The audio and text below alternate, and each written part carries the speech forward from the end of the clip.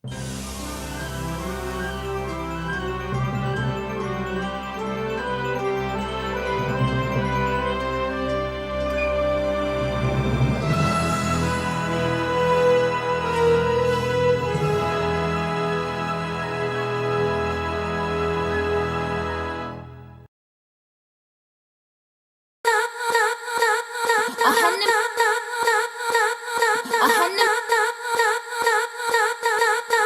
ain't shit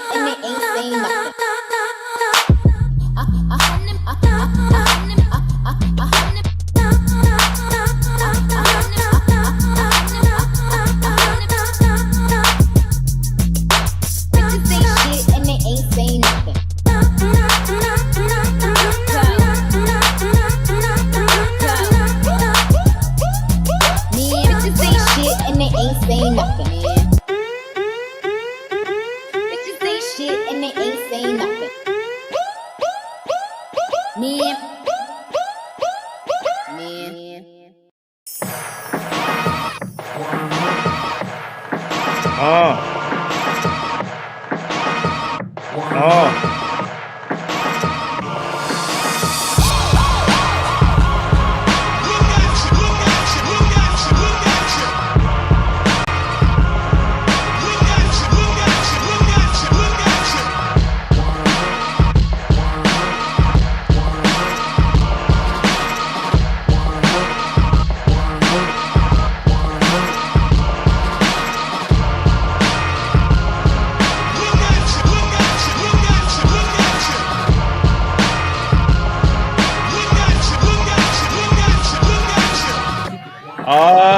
Yes. Saturday Night Live, niggas.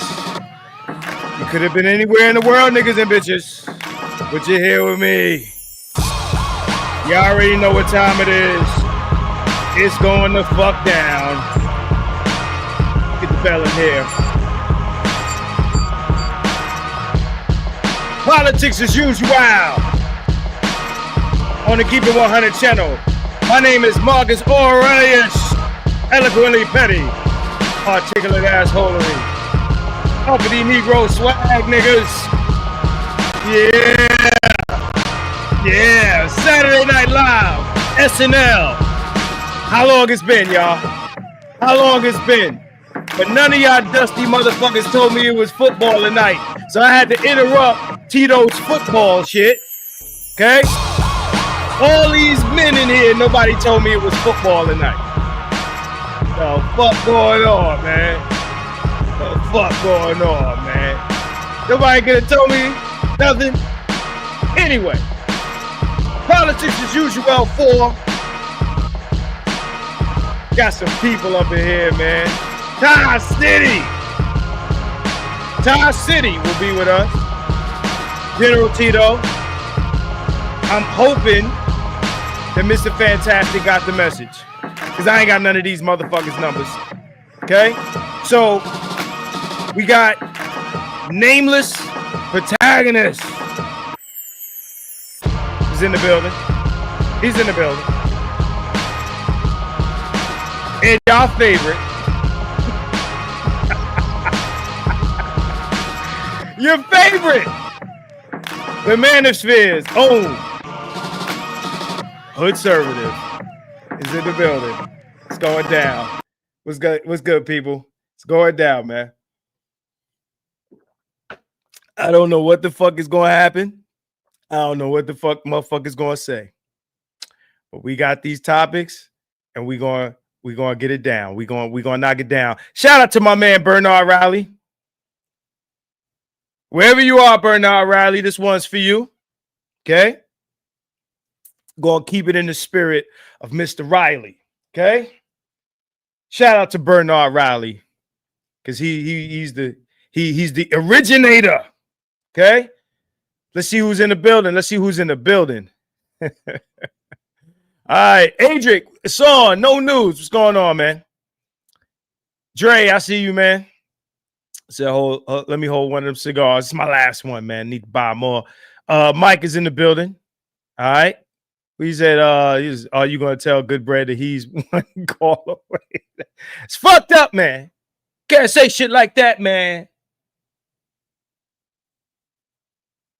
Anyway, we got Spiritual Logic for Truth in the building. My man Ultron is in the building. Mr. Adrian Hicks. All right. Mixed Breed. All right. My man T Wall is in the building. I see you. Pookie and Ray Ray Show. Henny King is in the building. Yeah. Hit them likes. Hit them likes, man. We got 50 people here already. I need to see 50 likes. I need to see 50 likes. All right. Charles D. Curry. Maggie, how you doing? How you doing? All right. Mordecus, what's good, bro? What's good, man? Who else in here? Who else in here? Charles D. I see you, Charles D. Lord of Brooklyn, what's going on, man? BK for life. I see you, man. Winston, what's going on, man? AZ Tech. All right. Who else in here? Romil, all right. Oh, shit. It's going down, baby. It's going down. All right. Who else we got up here? That's everybody for now, man. Hey, look, man. Now, just the other day, I had Hood up in here, you know, offending our blackness as usual. A lot of y'all are just coming, hey, Mr. O. A lot of y'all are just coming off Ty City's stream. And, you know, this probably should be a continuation of some of those talking points, man. The last stream that we had, you know, it got cut short. We had some technical difficulties. But, you know, we should be all right tonight. You know, Nameless is in the building. Nameless is definitely in the building. He'll definitely be in here, man. It'll be interesting to see what he has to say. Also, this is his first time on one of these, right? So what's going on, Brandon? I see you up in here. Yeah, man. So we're going to be talking about a few things. We're going to be talking about Mr. Kirk. Yes, that will be a topic of discussion. Lou, I see you. Oh shit, see, look. All right, look. I see the conservative people piling into the building. I see the conservative people piling into the building. You know what I mean? It's about to go down, man. Yeah, man. We're gonna be talking about Mr. Kirk. We're gonna talk about black conservatism. We're gonna be talking about black conservatism. I'm going to say this early because for the most part, I'll jump in here and there, but I want the guys to talk. I'm going to say early. There's nothing wrong with conservatism. It's nothing wrong. I said this before. There's nothing wrong with conservatism. Whether we want to admit it or not, a lot of us have conservative views and conservative values. We do. I know I do. You know what I'm saying? Shout out to Sir Tice. He might pop up in here. Tice might pop up in here. I couldn't get a hold of Tice early enough to lock him down. But if he pops up in here, that'd be cool. Dr. Thunder may or may not pop up in here. I don't know. Last stream we had was really, really right-leaning. It was really, really right-leaning, right? So, you know, yeah, man. So Free Zone says no reparations or slavery talk, please. I don't know what this slavery shit. Reparations, I give you that. The last discussion we had, I think we brought up reparations, but I don't know where the slavery stuff comes from. I don't think we mentioned, I don't remember the last stream us talk about slavery. You're the second person to say this. You know, Ty City mentioned this shit earlier. So look, I'm not gonna bring it up. I'm not bringing up slavery. Tan, what's going on, bro? What's going on, man? Okay. So does anybody see if anybody sees Fantastic in the chat, let me know. Because that's, you know, I hollered at him. He might be watching football. You know, I know a lot of y'all are sports fanatics, right? But yeah, like I was saying, black men are conservative. Even more so now. Now, Ty City was on earlier. He had mentioned, no. Was that Ty? No, that wasn't Ty. That wasn't Ty. Somebody mentioned that men are in church more. That was Hood. Actually, that was Hood. Conservative mentioned earlier. He was playing a clip talking about men are in church like they were never before. You know, men are running to the church. I find that very interesting. And I remember a couple years ago, I said, when did motherfuckers get this conservative? I think that we've always had conservative views, right? Motherfuckers will be conservative, but they'll still hit the strip club and shit like that, you know? But this is in my opinion, a new level of conservatism to the point where it's mainstream to be conservative. What's going on, Mello? What's going on, Mello? Right? So there's a like it's mainstream now. Before it was like in the fringes, like, you know, for a long time the shit has been very liberal and shit, and you know, you hear the barking from over there and shit like that. Motherfuckers like, shut up. And the conservatives, you know, be in the background and shut up, motherfuckers. Y'all just evil. You're evil. You're hateful, right? But now the inmates are running this shit. These motherfuckers have taken over. Now, Thundercracker says most people are conservative. That might be true. Look, I can't call it, but it is becoming in vogue to be conservative. I actually think some people are faking the funk. And this is what I told Tice on Facebook. I said I think a lot of people are faking conservative. Just like people fake red pill, right? And as soon as they get some top, they ain't red pill no more. I think a lot of people are cosplaying conservatism, right? A fake conservatism, a fake conservative. You know what I mean? They're only as conservative as their circumstances. They are as conservative as their circumstances.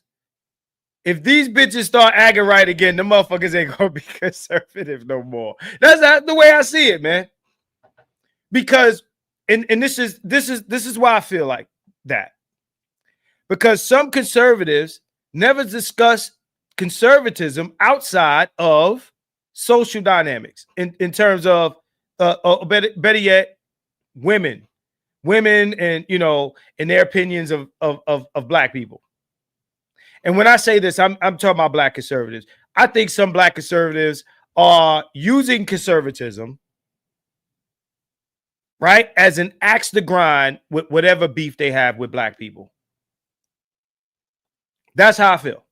Some. I'm not talking about everybody, so don't come chop my head off. Okay? That's how I feel. I feel like, and we just did the Black Exile yesterday. This is probably the most I've been live in a long time, right? But I feel as though some guys are using conservatism to grind axes.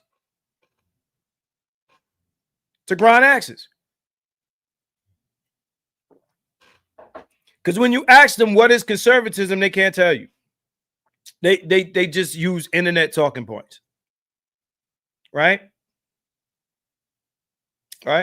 So that's you know. So Tony says, yeah, I do agree with you on people faking conservative. They wear like a skin suit. They just don't like extreme left politics. Check this out. I told this dude on Facebook, clown dude. He ended up blocking me. And for those who follow me on Facebook, got me on Facebook, y'all see me post his picture. He's a fucking idiot. My man gonna tell me the reason why most black men vote left is because, you know, women run the community and men just do what the women tell them. Now, I do believe that those men exist, but that ain't what it is. That's not what it is. I believe that a lot of black men vote. They don't vote because he said, you know, they vote left. They vote Democrats because they side with the LGBTQ and weirdos. I said, well, it ain't a bunch of like a majority of black men voting left because, yeah, we're championing the letterbox people. That's not what's happening. Nobody's doing that. Right? Well, I ain't going to say nobody. Right? It's going to be real interesting here tonight. Hey, Trey, what's going on, man? So I feel as though most black people vote left because they're voting against the right. The lesser of two evils, right? So that's what they're doing. They're voting against the right. And the reason they're voting against the right is because we know, because we hear it all the time. We hear it all the time. There is a largely white nationalist energy that comes from the right. Okay. Whether conservatives or even black conservatives, white conservatives, black conservatives, whether they want to admit this or not, there's a lot of white nationalism that comes with the right. Now, if you can get past that part mentally, then you can vote right, because there's other things on the right that may fall in line with your interests.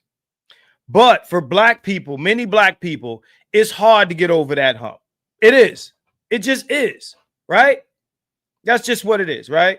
So what I'm saying is, right, at the end of the day, for the most part, and historically, black people have not voted for everything that the left is about.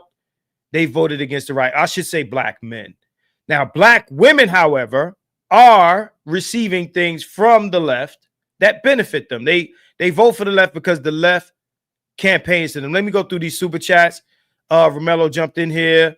Yeah, business-wise, I lean conservative. Civil rights-wise, I lean liberal. Yeah. Because black issues are liberal issues to people on the right. It don't matter what the issue is. Your black issue is a liberal issue to conservatives. Adrian Hicks says, evangelical Christian nationalist church has mainstream red pill talking points. Thank both of you brothers for the super chats. Romello, thank you for the $10. Romel, thank you for the $10. Adrian, thank you for the $5. And Leon says, policy-based conservatism against policies that benefit women, safety net, but places men in the position of cuck or eunuch and not a leader or benefit.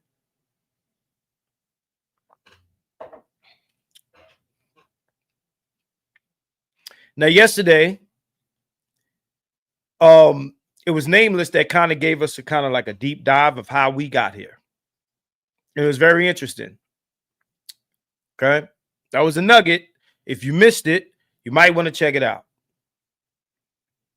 Because Nameless, he always drops nuggets. Let's just discuss it. You know what? I ain't even gonna go there. Adrian, we'll just laugh when it happens. We'll just laugh when it happens, right? I ain't gonna say nothing. We're just gonna observe, right? So, yeah, man. Yeah. Title VII and the 15th Amendment debate. That was yesterday. Okay. So, my panelists, if you are in here, say something in the chat so I know that you're here. Okay. Say something in the chat so I know that you're here. I don't know if they're here yet, but if not, I will continue on. Matter of fact, what I might do, because Leon, I don't know where you are. But yeah, man. Mike, you're not a panelist. So he said, I'll be conservative Huckleberry tonight. Shoot me the link. So now, mind you, when my panelists get here, because I got 5 of them, it's only 6 spots. So I got to create room for those people. Okay. So this is what I'll do. Since Trey has offered to come up here and be, Hood is here. So we don't need 2 motherfuckers like you. Hood, this is what I'm going to do. Let me bring Trey up first. I'm going to wait for a couple of more people to jump in here that's on the panel. I'm gonna give Trey a good 5 minutes. And then I don't know who the fuck is calling me. I'm gonna give Trey a good 5 minutes. Trey has never been up here. So if your name isn't Trey, the NBD, do not hit this link. Now, Hood, if you want to hit the link early, that's cool. I'm going to just bring Trey up for a second, right? Trey will be interesting to listen to. I'm trying to, brace myself. Trying to brace myself. Your name ain't Trey or Conservative. Do not hit this link. All right. So there it is. Trey, hit the link, man. Come on up here, man. I want y'all to brace y'all blackness. It's about to probably get real offensive in here. Okay. All right. So Trey is in here. Let me bring Trey up. What's going on, man? Hey, what's up, 100? What's happening? What's happening, man? I'm a pretty much let you do your thing, especially for people who are not familiar with you. I think that most of the people in the chat are already familiar with you. But yeah, what's going on, bro? Man, just another day, man. I was just listening about the conservatism aspect, and I've told a lot of guys, like especially around the space, like I'm not like a label conservative myself, but I got a whole lot of conservative leaning values when it comes to fiscally, like right and wrong and crime, and just standing on your own square. But Right. I'm pretty much, other than that, I'm down with the strippers. I'm down with 304s making money the way they want to make it. I'm down with, you know, smoking that la la. It's just when it comes to good and evil, man. I just see the world in good and evil, man, and a lot of which kind of like puts guys like me on the far right, especially because I don't deal in the color shit. I left that color stuff a long time ago, and it kind of being one of them red pill guys, it just basically puts us on the same team as, the trad cons or these folks that are all in, with the Star David folks. The funny thing is, right, because we're all in this space. So no matter how much, because, yesterday we were on and, the funny thing about the Black Manosphere, like we talk cash shit in here, right? We talk cash shit, right? And in order to be here, you gotta have like thick, really thick skin. You gotta have really thick skin to exist in this space, right? With all the different ideas that are floating around, and we talk trash, we trash talk each other, we throw shots and shit like that, right? But we still fuck with each other because I would think that whether it be the conservative guys, whether it be the liberal guys that's in here, I don't know how many. I would say that most people in this space lean some sort of right, some further, and then some not so right. But I would say that the left leaning guys in the space are kind of like the minority. I would imagine, right? So I think that. Go ahead, I'm listening. I was gonna say when it comes to the left leaning guys, used to have like the brain trust used to be around. We go over there and things get kind of weird. When you start talking about UBI, when you start talking about obvious, implementing Marxist ideas into, what we call the community, the Black community, it sounds real weird. When you're like, you want to take my money and redistribute it amongst baby mamas. I don't think so. I don't really pertain to I don't care if they like sink or swim is my motto or I look at, if them kids ain't eating, hey chick, you should have chose better. Go get them SNAP benefits or freaking better get your act right. Go find an old white dude or whatever that'll freaking, bend the knee for you. Hey, don't look at me. I don't want my tax dollars going to you.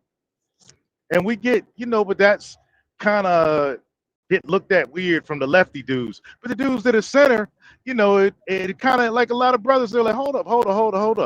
What Trey says, Hood says, Sir Tice, man, these guys are making a whole lot of sense. Mr. Fantastic, guys that lean more right. I said, man, these guys are making a whole lot of sense when it comes to my money. Okay.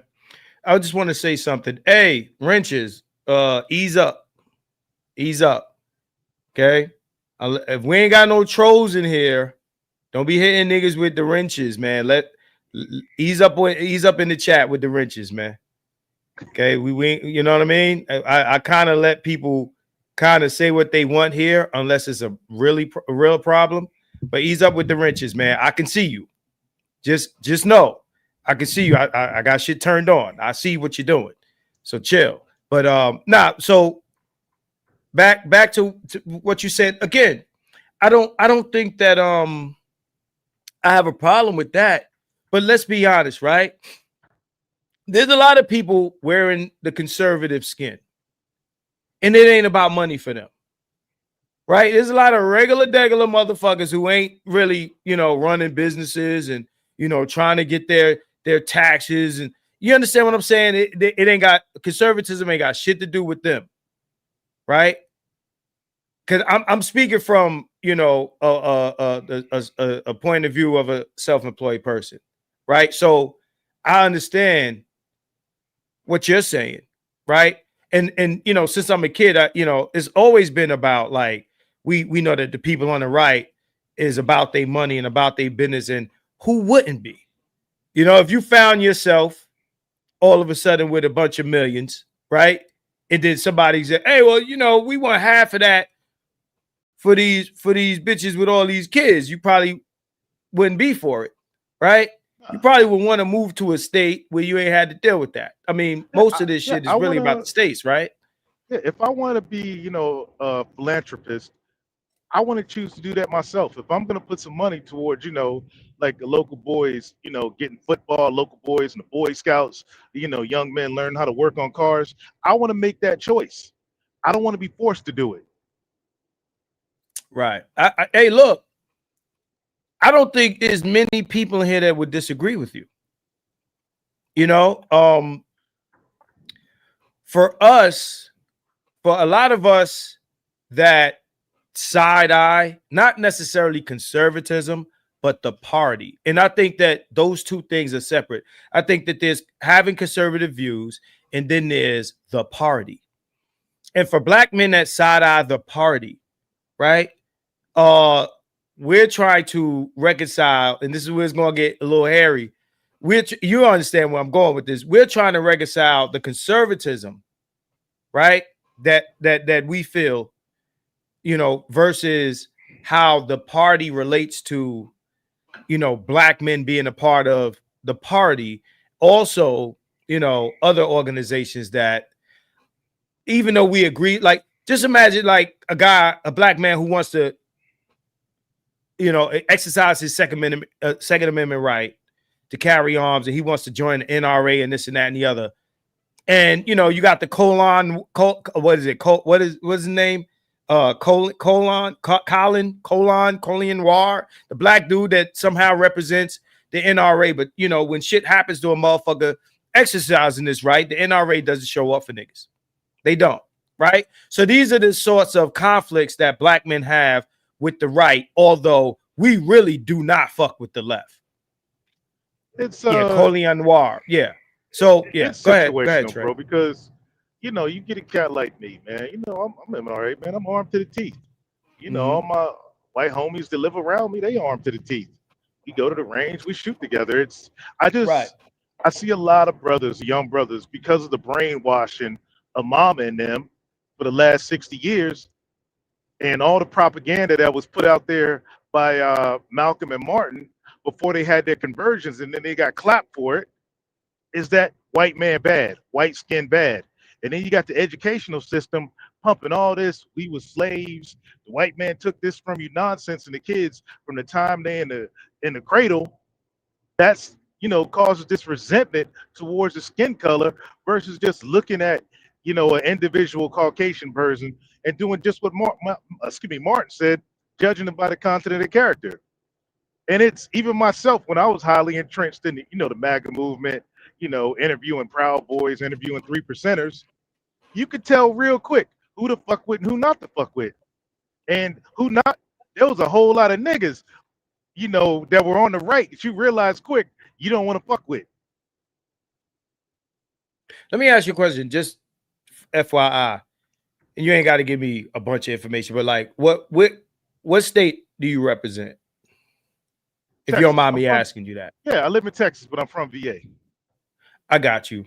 So what I was going to say is, I think that there's a difference between someone who is armed to the teeth, right? Because you know you want to be armed to the teeth if that's what you're about. And then belonging to an organization that you're paying dues to that might not represent you as eagerly as someone else, right? So that's what I meant when I mentioned the NRA earlier. Like when I say organizations, it's one thing to have an ideology.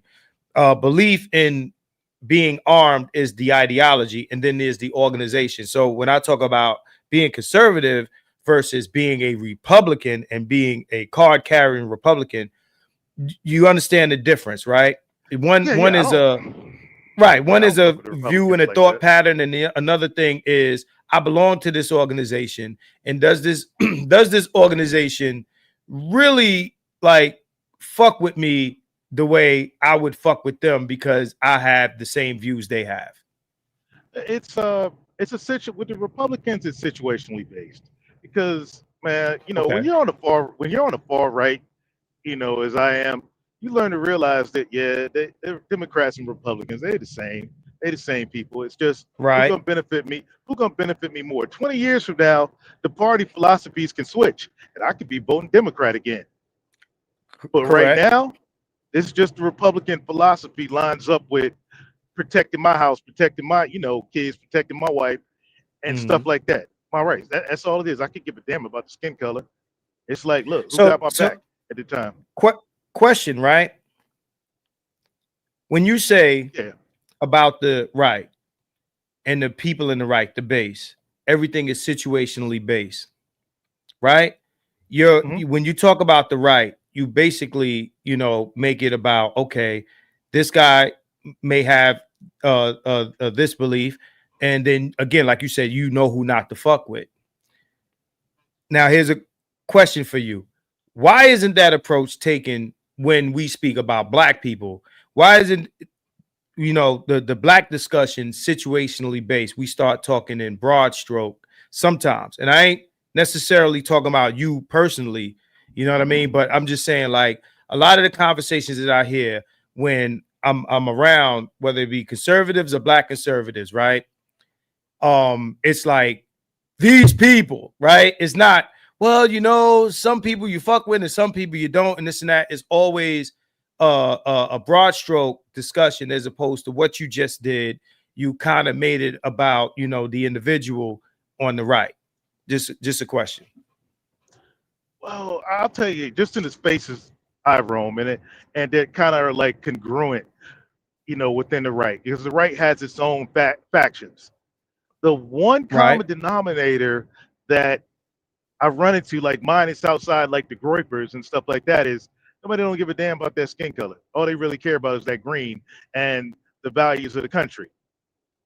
So when that color issue, that skin tone issue, and black solidarity is brought up, you know, outside of a certain sector of black conservatism, most everybody else on the right really don't give a damn. We got more important issues at hand than, you know, whatever shade of wheat God blessed us with. Ain't nothing we can do about that. You were born with it. You can't change it unless, you know, Sammy Sosa or Michael Jackson. You know, ain't no changing it. All right. So before I bring Hood in here, I want to play something for you. Okay. And I want you to let me know how you feel about it. Okay. Let me share my screen and give me a second.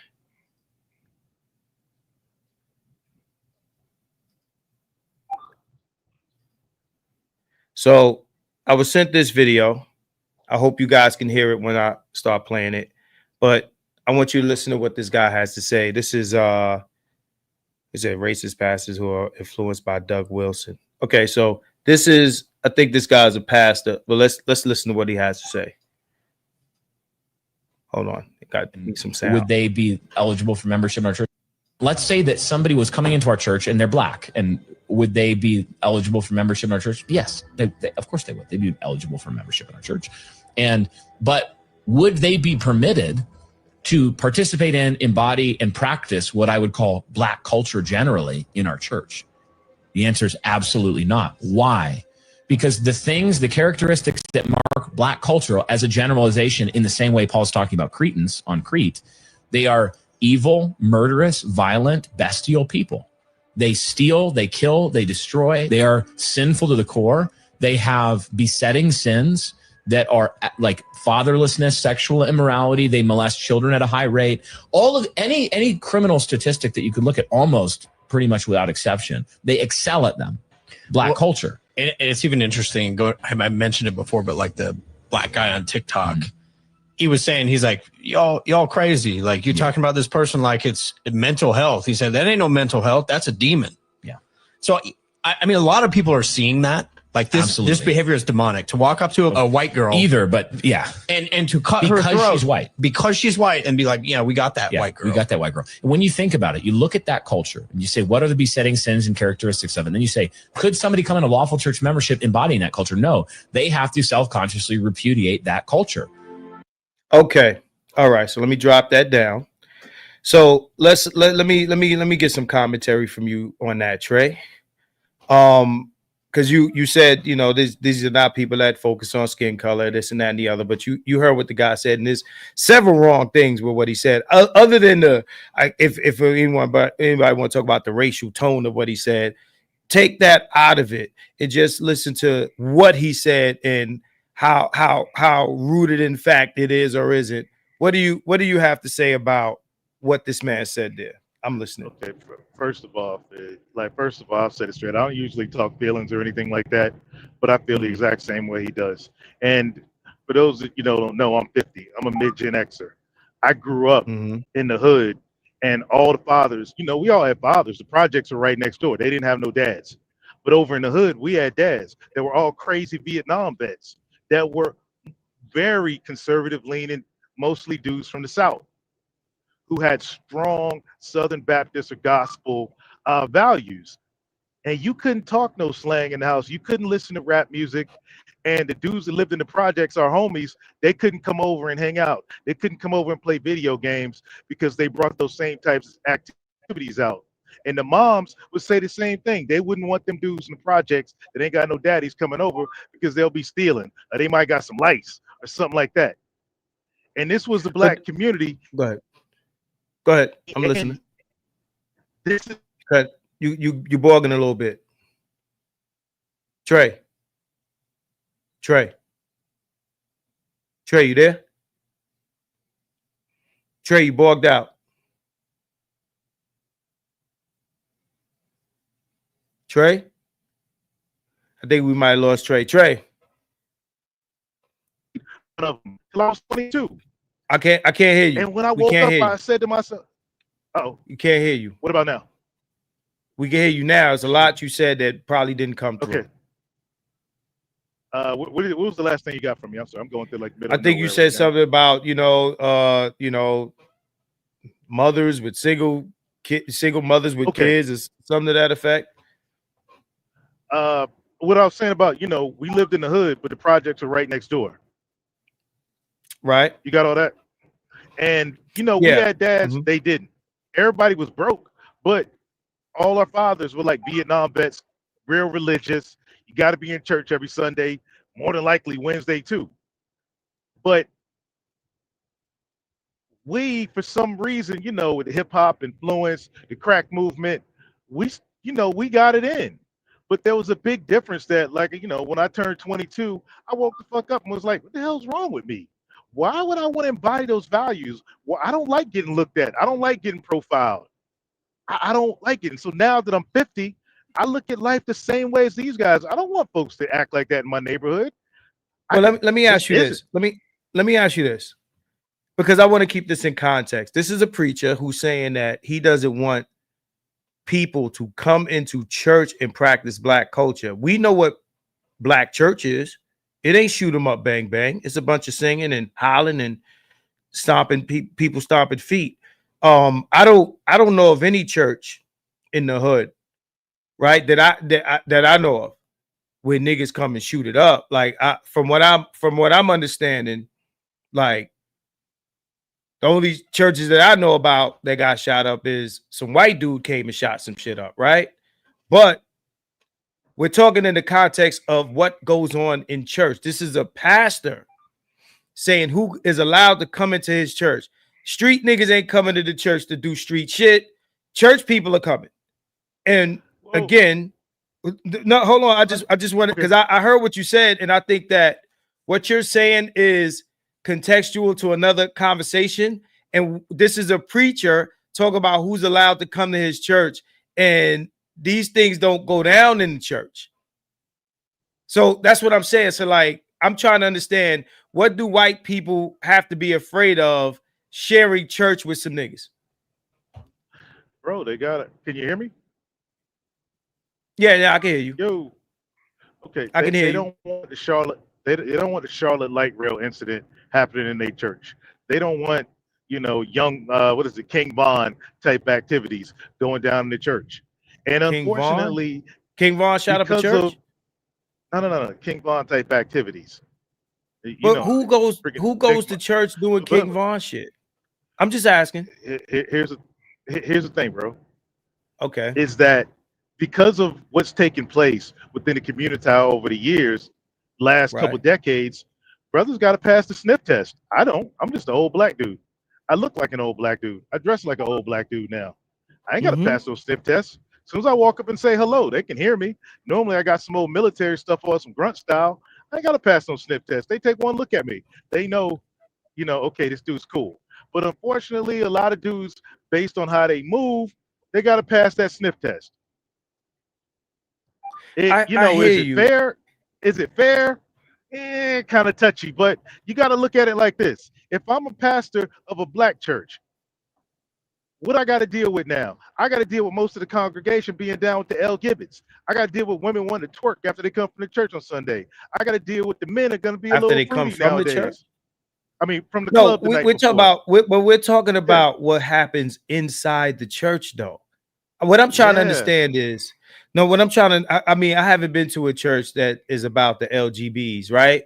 But and I, so what I'm saying is, I'm trying to understand what has historically taken place where white folks will be scared to have black people in their church. Like literally afraid for their lives in church. I ain't talking about in the street. I ain't talking about the party, the club. You got white club and black club, and you don't want niggas come to your club and shoot the shit up. I can totally understand. Talking about church. What about black church folks is scary? It's nothing about the people, bro. He said nothing about the skin tone. He said the activities.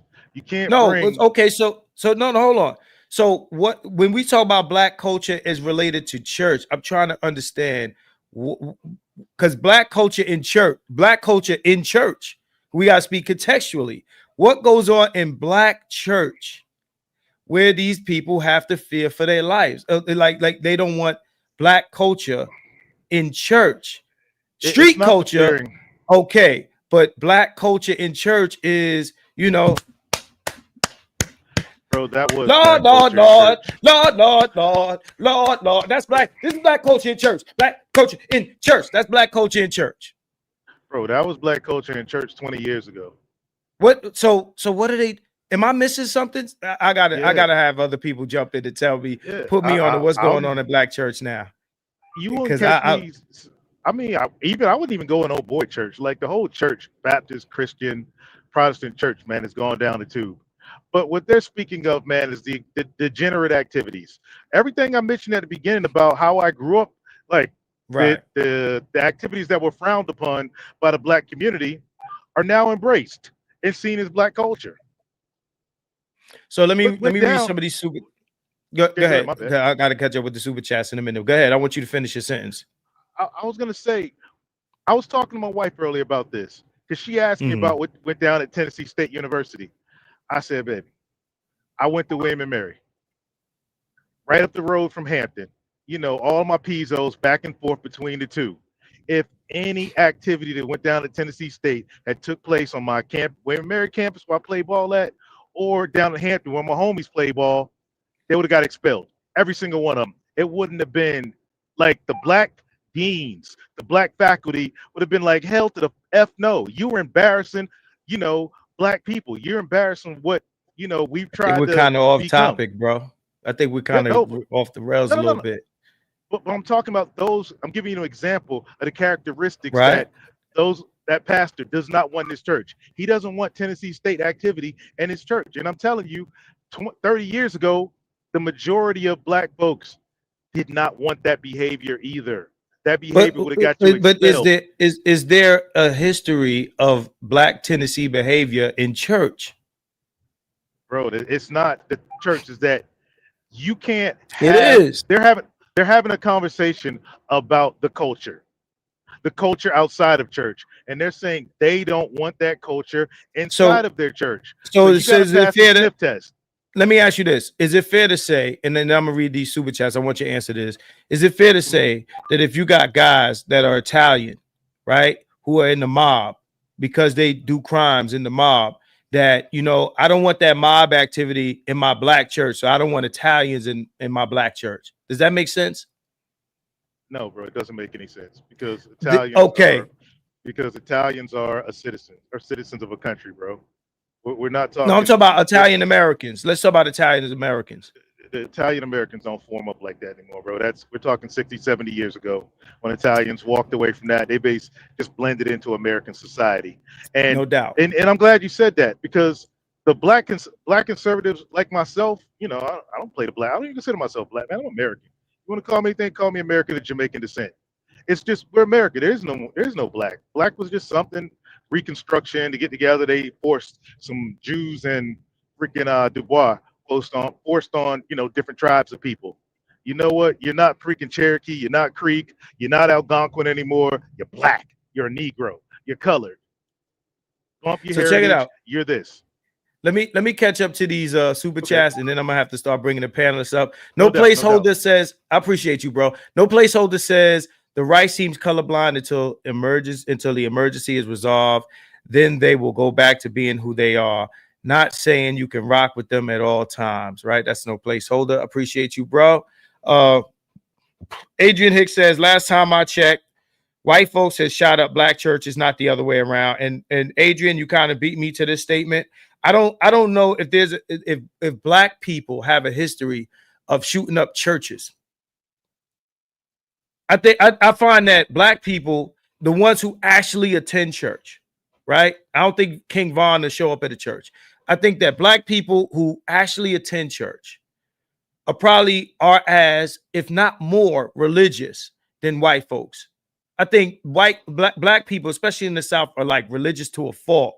The ones who show up in church, you know, if we talk about Southern church or whatever, I don't understand how the Chicago like gangbanger gets to the Southern church and shoots it up. I really don't understand how that works, but I can understand how in an environment where the hood Negroes would show up, how you would not want those guys there. I could totally understand that, right?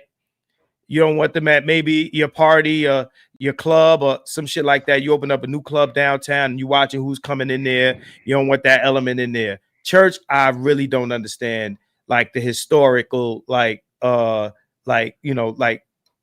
Well, I'll tell you, Under, is that the women of the Black church before are gone.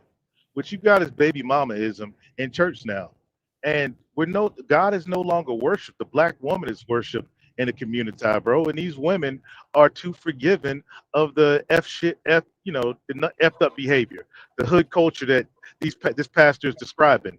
The Black woman is forgiving of that. She, you know, gives a pass. She votes it in by the tune of 92%. And that, when you got a bunch 60 years of dudes raised by their mama, they're gonna agree with mama. No, I understand that. I'm just trying to understand, like, are they dangerous to the church? Like, I'm just trying to understand like the fear that a white church would have with Black people. It's not fear, bro. It's protection. It's just like me and you protect our houses. They got to protect their congregation. I got you. So what I'm gonna do? Hey, I appreciate you for hey Todd, you ain't hit the link, bro. Where's Todd? Todd City in the building.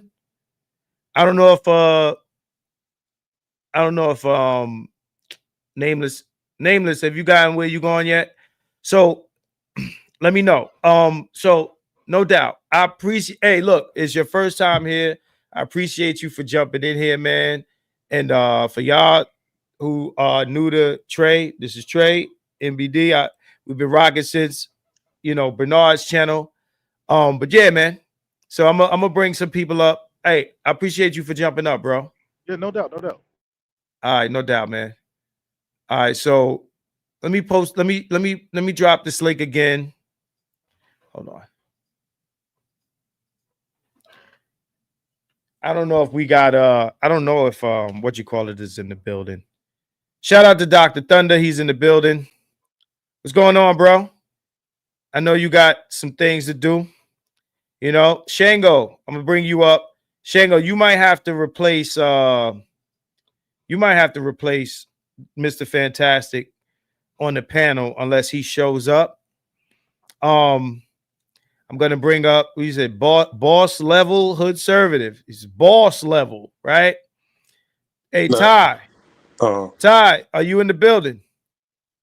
Yeah, I didn't come here to replace Fantastic. That'll be the coon position. You know, I'm not on that side. I just came up to say, man, that these cats do not represent the Aboriginal community. So don't listen to what the fuck they saying.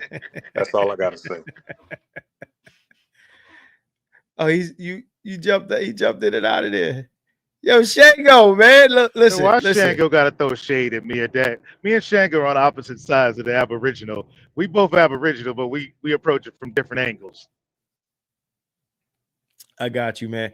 Hey, Shango, I might actually don't go nowhere because I might actually have you come back up because actually we got Tito, we got hood conservative, we got we always have more conservatives than we have left-leaning people. So you probably would balance some shit out. I'm waiting for Ty to show up. Oh, I see you there, Shango. Shango, don't go anywhere. I'm gonna bring up Leon for a second. What's going on, bro? Nothing much, man. Just got off work. I went to Buc-ee's and grabbed some sandwiches and some, what is that? Chocolate?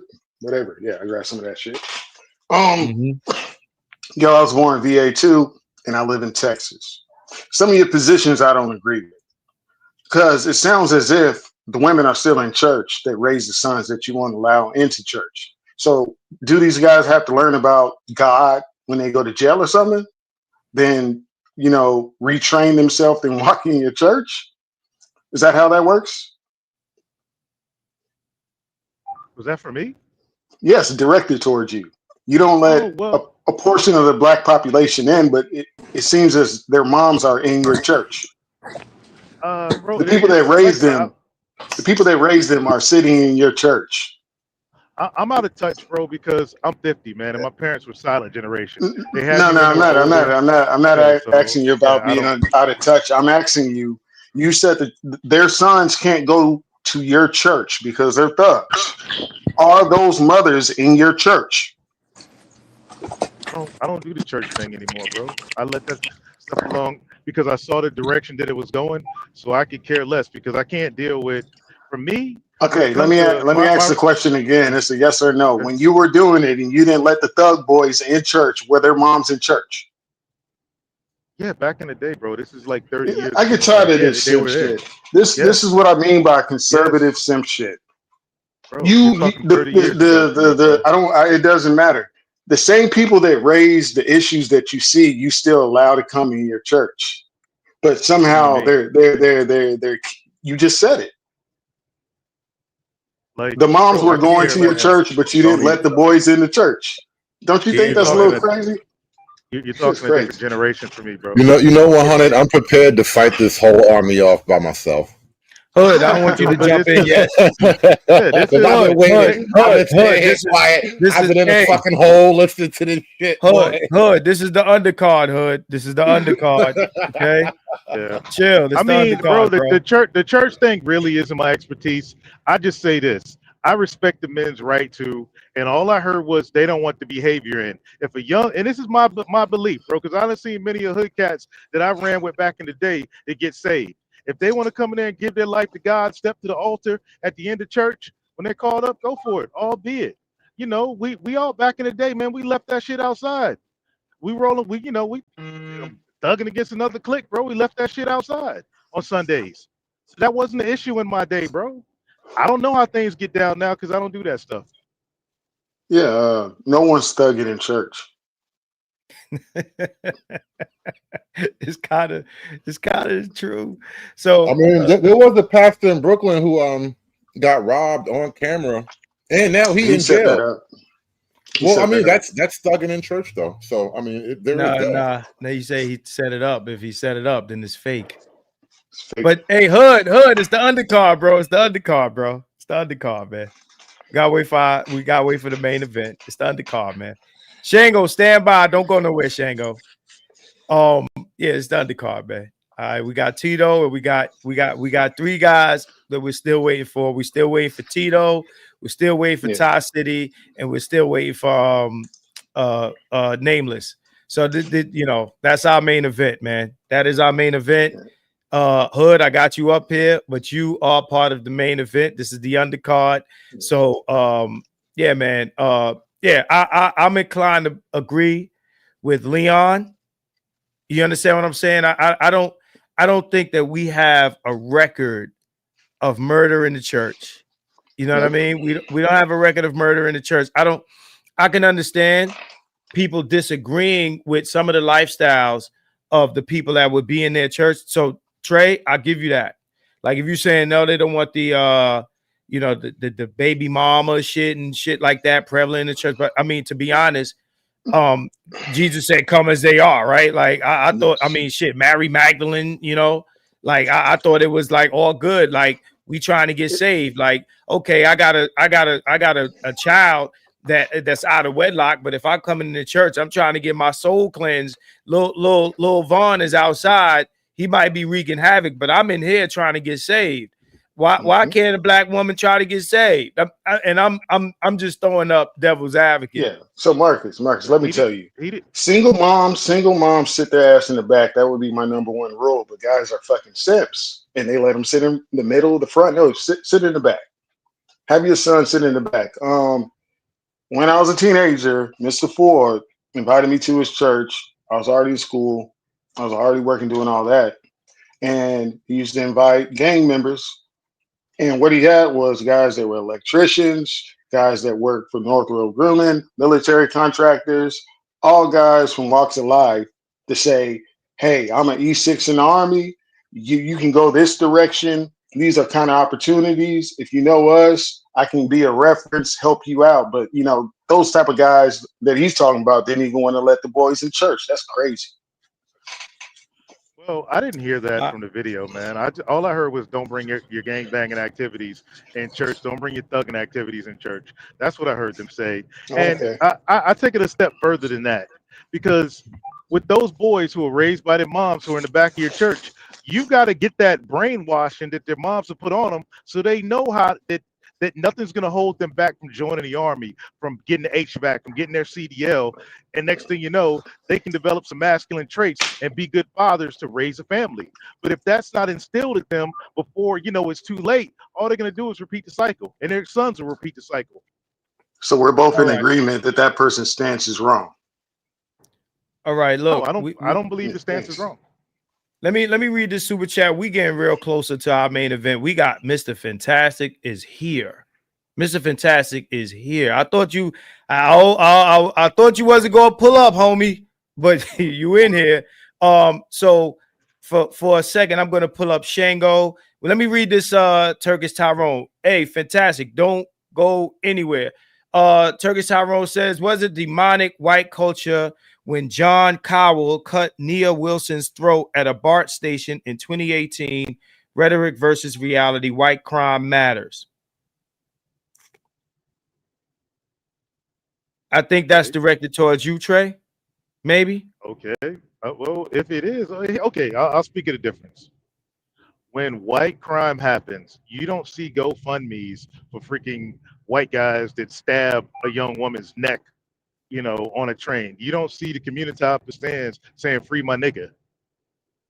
It's like you do have. Hold. Let me respond to that real quick.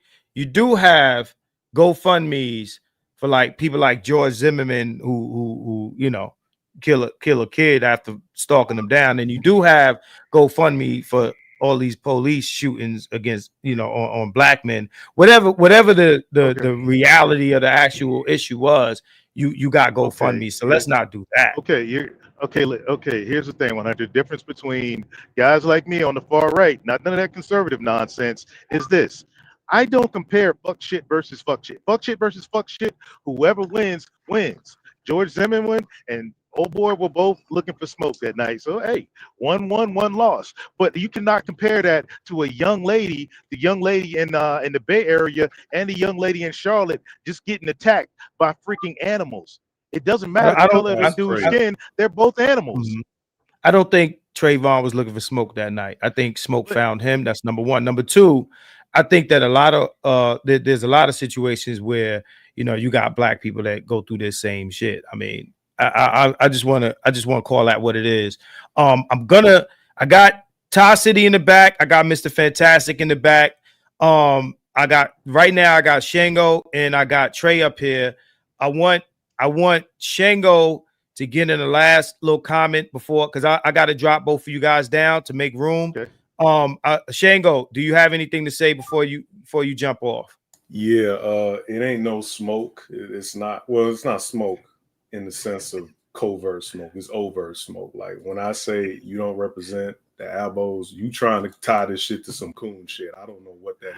I'm not a coon, bro. I'm far yes, worse you than are. you can imagine as a yes, coon. you are, nigga. Let's stop. How? Listen Come on, to bro. You, how? Listen How am to I you. coon? You just Shango? try to conflate Trayvon Martin with a criminal. I don't care about that nigga, bro. See that you moving the goalposts, bro. I don't give a fuck. What does he got to do? He ain't my people, bro. He ain't my I don't care tribe. what you care about, bro. What are the facts, bro? You ain't Facts about tribe, bro. You about skin color, Facts Shango. over feelings, dog. You ain't Fuck about around, tribe, found bro. out. You ain't Charlie about tribe. Kirk You fucked around about and color. found out, bro. Oh That's my what happened. gosh, Shango. What the heck is that got to be being Aboriginal? So you don't let me ask you this, Trey. You don't think that just like the young woman got attacked, you don't think Trayvon is a victim? No, bro. I look at I see victim. Okay. The little 6-year-old girl who got shot up in the back of the car with the 6 dudes shot up the car trying to get somebody else, and the little black girl got killed in the back of it. I don't hear nobody up here talking about that shit. Nobody. Everybody talking. Wait, no, I guarantee you nobody knows about that shit in the audience.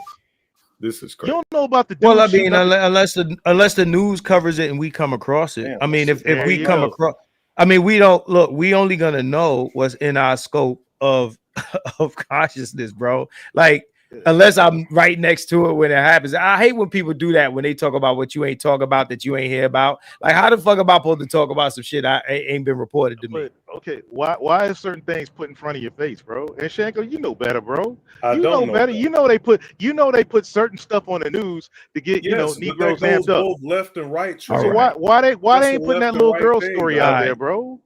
Hey, check it. I got it. I'm gonna have to get. I just want to say that, man. I ain't trying to hold up your show, bro. But, no, you good. But I appreciate we'll do this another time, Shango. No, we ain't, because I deleted my channel. I'm not talking to you weak ass niggas. You gotta pay me money to talk to y'all. Here, weak ass nigga. You don't even say no more. Yes, the fuckery. Yes, the fuckery. You niggas gotta pay me $1,000 for me to talk. Yeah, check it out. I'm not doing that. You need to pay Hood Servitor for training. That's what he needs. Okay. All right, Shango. I need we on to the Hey, I appreciate I'm gonna start a class next month. All right, man. Shango, Shango, I fuck with you. No, you good, brother. It's all love, baby. It's all love, bro. Hey, baby, it's time to go to the main motherfucking event, baby. I got my contenders down in backstage, Somebody singing the national anthem. I appreciate you, bro. I'm gonna drop y'all down, man. I appreciate y'all. Man. Take it easy, 100. I appreciate you, Trey. All right, man. All right, hey, Leon, I'm gonna have you hold a space for Nameless until he pulls up. But we got my man Ty City in the building. What the fuck, man? And we got Mr. Fantastic is in the building. What's going on? Yo, what up? All right, main motherfucking event, yo. I don't know where Nameless is. He's probably still on. He's probably still up there. He's probably still on his way to wherever he's going, man. But Nameless, if you're listening, man, as soon as you get where you're going, let me know so I can bring you up in here. But yo, all right. So we got 5 people up in here, right? I'm gonna start with Ty. Ty, you were on earlier. You were talking about Mr. Kirk, right? You're talking about Charlie Kirk. I've been watching your streams, but just for the. I'm sorry. Can you hear me? Yeah, we can hear you. We can hear you. Hey, Mr. Fantastic. Let me test your mic out. Check. Am I good? All right, got you. You know what I'm saying? Big ass black motherfucker. What's going on, bro? All right, so let me ask you. And I'm gonna go around in a circle. What is your opinion on, you know, what happened with that situation, his rhetoric, his life, this and that, and I guess the aftermath and the windfall of the whole thing? You probably said it on your channel, but I just want to get everybody's positions on that. Real quick before I start, did Dylan Roof have a GoFundMe? No. Did he? I don't know. I'll be honest. Anyways, with the Charlie Kirk situation, I'm standing on it. It's an inside job. I don't know who did it, but it ain't adding up. And I think it's beyond the back and forth, left and right. I think Charlie Kirk really did have he was getting this political candidate type weight up. You know what I'm saying? With his influence. I got you. They're saying in the chat, Dylan Roof did have a GoFundMe. Dylan Roof was not someone who was defending himself or standing his ground or anything like that. Dylan Roof is actually a guy who went into a black church and shot the shit up and said why he shot the shit up. He said that I shot those people because they were black. I think they took him to eat too. Like, yeah, they did. They gave him some. I think it was some Burger King. Yeah, it was a Whopper Jr. Yeah, they gave him some Burger King. Yeah, said Burger King. Talk about lack of empathy. His way and everything. Right. Talk about empathy. What do you think of this windfall that we're dealing with now? Like all the like how they dealing with this guy, they treating it and everything like that. Like I feel like this guy's kind of like being blown up to like God status. I mean, it's idol worship. That's one of the big issues with like politics now, because now we going into the era of like being populist. I think that's where we going to now, even like after Trump. So let me see. Okay. Can you hear me? Yeah, no, I can hear you. Now, I'm reading what Dre is saying. Yeah, because hey, look, man, hold on. Let me do that, because he's asking me about wrenches. I didn't know that. Do you have a wrench here, Ty? I thought you did. Yeah, but I don't care about this shit. Yeah, well, you know, still. And Mr. Fantastic, and I think you said Ty. But anyway, carrying on. Hey, can I just make a quick interjection, bro? Yeah, I want you. That I was right. I was coming right to you. So go ahead. You can either answer the question or you say whatever you like. Well, no, first off, niggas got to do better Google searches. Well, appreciate you first for they just let me know, man. So I didn't get, you know what I'm saying? I don't know. I didn't know I was supposed to be here until somebody hit me up and let me know. Right. But yeah, niggas got to do better with their Google searches, man. It wasn't for Dylan Roof. It was for his sister's fucking what's her name? I know she took it down, didn't she? Yeah, but it had nothing to do. It had nothing to do with him. She was asking for stuff for her. No, I'm literally looking at the story. Literally looking at the story. This shows niggas emotionality. She canceled her wedding because of her brother. Her wedding got canceled because her brother shot up the church, and then that's what happened. Yeah, but how are you going to conflate? So that's what I'm saying. So her asking for something that makes absolutely no sense. So you're going to claim something that she had predetermined, right? And she was asking for money for a honeymoon. Then her brother kills a whole bunch of black people, and she takes it down. Now she's wrong for that? No, I mean, what does it have to do? The question that was asked, the bullshit answer that was given, the question that was asked, was there the question that was asked was there a GoFundMe for Dylan Roof? Damn, I ain't cut nobody out while they was talking, fam. God damn. You asked me a question. You kind of did. I didn't ask you a question. What I was doing, I was reiterating the question. I never asked you a question. Okay. I'm gonna say it again. I don't need you to say that was asked. Go ahead, bro. Right. So what happened was people looked into where the money was coming from, and that's why she had to cancel it. Where's the information to prove that? Oh man. Let me go. Let me go look it up because that had to happen a while back, and I remember I got the fucking story up right here. So, I just Google searches. It's own fucking. Why? Can you share it with us? Why did she take it from me? Why did she take it down? It don't say why she took it down. But it makes sense for her to take it down if she. I mean, if your brother just did a racial mass murder, it would make sense for you to take it down just out of respect. Don't you agree? So why are we going to make that nefarious? It is nefarious. Why niggas just go blatantly lie? It was never for Dylan Roof. Okay, well, how much money was it? Do you remember how much she raised? I don't know.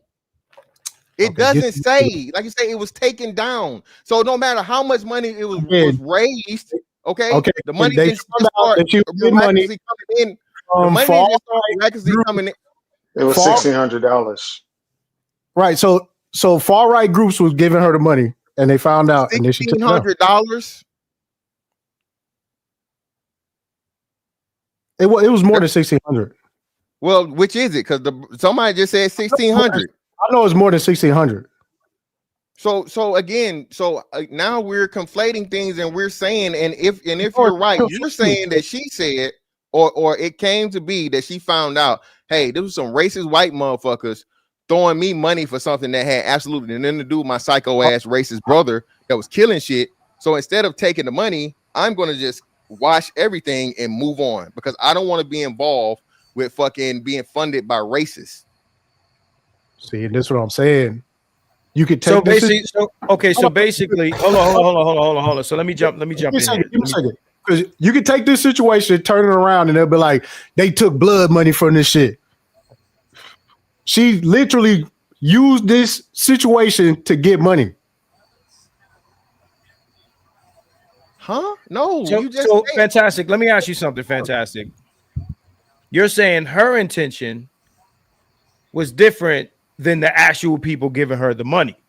Yes. Yes. So the energy. So understand the energy of the folks that were sending the money was to actually support her brother, even if but you said it. You said that she took it down. No. I'm going off of what Todd City said. He is not presenting any source that presents his presumption and his claim and none of this shit. But I'm just going because apparently, even though he knew, but now he don't know because he said now that the GoFundMe existed way before the Dylan Roof shit happened. So let me ask you this: how much money did she collect? Also, how much money did she collect? It doesn't say. I'm sharing my screen. It doesn't say how much money she's sharing it. Oh, my bad. Let me bring this up. So yeah, I'm sorry, I'm slipping. So all right, so the Roof had a GoFundMe page that was created to cover wedding costs and honeymoon expenses after she canceled her wedding due to her brother's actions in the shooting. Right. So she canceled her wedding because of the shooting. Did she can't she? Let me see. So the wedding got canceled, so she created the GoFundMe. That's not how that reads. That's not how that reads, bro. It was created to cover wedding costs. So sequentially, the wedding is before the shooting. So creating the GoFundMe would come before the shooting sequentially.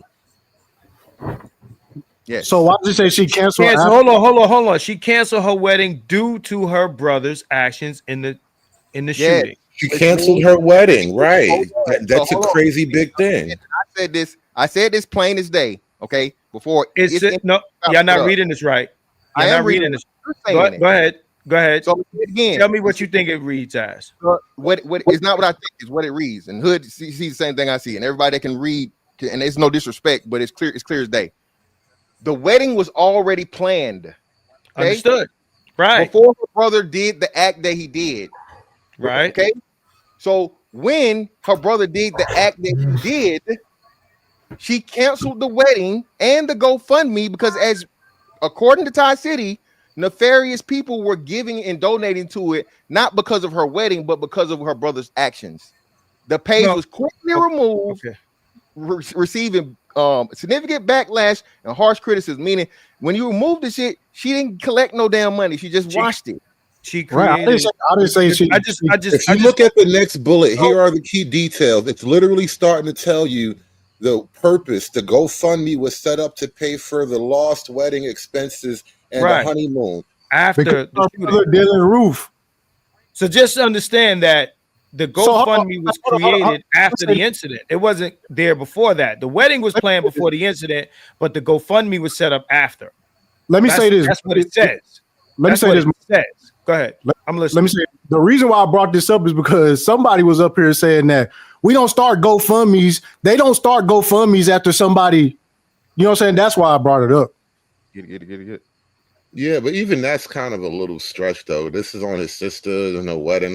It's a little bit loose. It's not the spot on that you want it to be. I'll concede that much, but I just want people to understand what that shit says in the timeline that it implies. It implies that the GoFundMe was started after the wedding was canceled because of the shooting. So that means the GoFundMe was created after the shooting. Now, the money that was going into the GoFundMe could or could not have been people that were giving $1,600, bro. That the lady who dropped the N-bomb raised $1 million. So it was 16. So it was $1,600. Her brother killed niggas. They was not. That's not no racism backlash thing with $1,600. That's not the same. Okay, shit. so if it was $1,600, yeah, no, I have to agree. I have to agree with that. Like I'm thinking, like maybe it's like higher than that. If it was crazy bread, then I would have to say that money came from support. Hey man, white people be racist and cheap, I guess, man. I don't know. But nah, white people. Racism is actually free, so it's funny that she even made $1 million off that shit. From what I've seen happen in the past with GoFundMes in regarding these incidents, I usually see a much larger amount connected with, like, if it's going to be one of those things where people are like, yeah, here's some money because you killed some niggas, then so it's usually way up there. I can't. Me personally, my opinion is I can't connect $1,600 to a national outpour of support for Dylan Roof. And $1,600 out of a wedding is nothing, by the way. Well, just real quick. Furthermore, though, keep it 100. The statement was false. Whoever said that lied. It was never a fucking GoFundMe for Dylan Roof. Period. So and I gotta concede to that too. Right. I'll concede to that too. All right, Jesse Lee says it's the classic. I appreciate you, bro. Somebody's asking me to read Maggie's comment. I don't see it yet, but I will. But continue, y'all. Now the GoFundMe wasn't out when the shooting happened, but so I guess I'm supposed to answer now about the Charlie Kirk situation. Yeah, you could speak on that. Yeah, so the Charlie Kirk situation had absolutely nothing to do with black people, yet and still, because he said racist things that hurt their feelings, and niggas purposely misquoted or purposely took it out of context as to how and why he was shot, right? About the whole gang violence. When he didn't say gang violence, he was asking, are you including or not including gang violence? And then because the question was asked about, the Decepticons, and we know the shooter had a Decepticon boyfriend, girlfriend. Niggas got in their feelings, and then niggas reportedly that didn't know anything about Charlie Kirk and never cared about Charlie Kirk went on this whole clip farming campaign and 30-second clips and 45-second clips, all out of fucking context, to make fucking Charlie Kirk this racist, the most racist white man of all time, and he got what he deserved. So I think it made us look stupid as fuck. It made us look emotional. It made us look insensitive. It made us look like all the things that you would want to not look like as a group of people in this time of mourning. I liken it to what the Honorable Elijah Muhammad told Malcolm X. These people clearly care deeply for this man. No matter what the fuck you think about Charlie Kirk, white folks love him. So for you to insert yourself in some shit that had nothing to do with you and be an incendiary is not wise. That's my.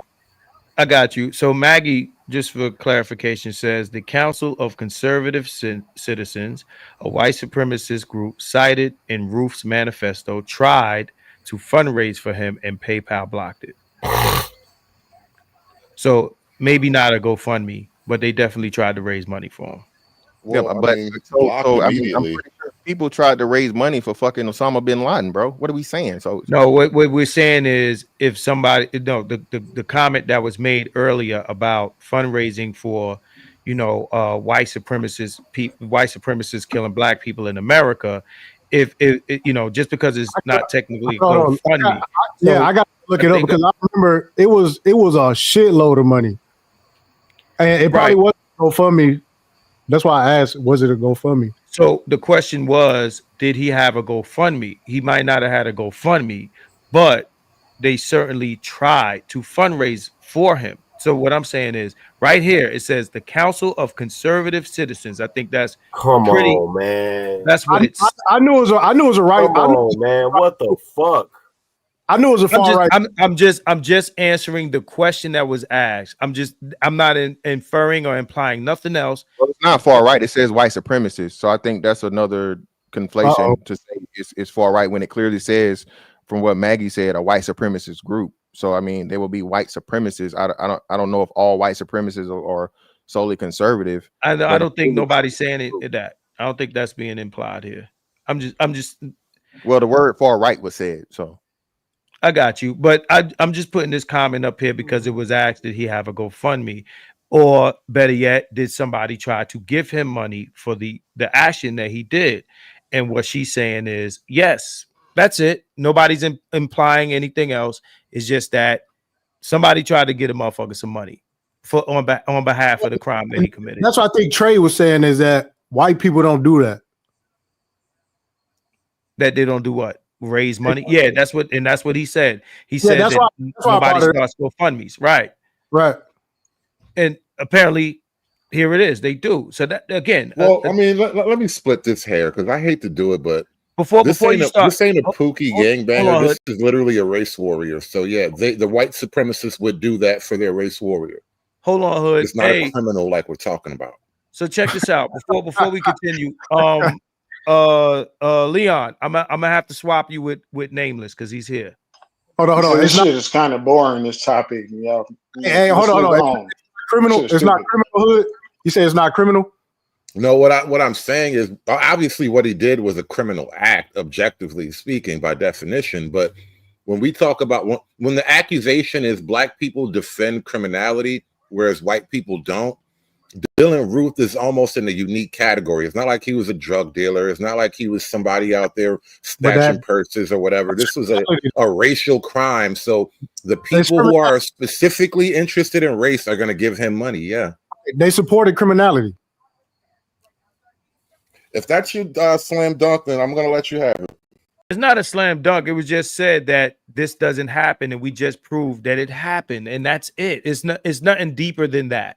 It's not to say that everybody that's a conservative is a white supremacist, or everybody that's a white supremacist is a conservative. It ain't saying none of that. It was Trey made a comment.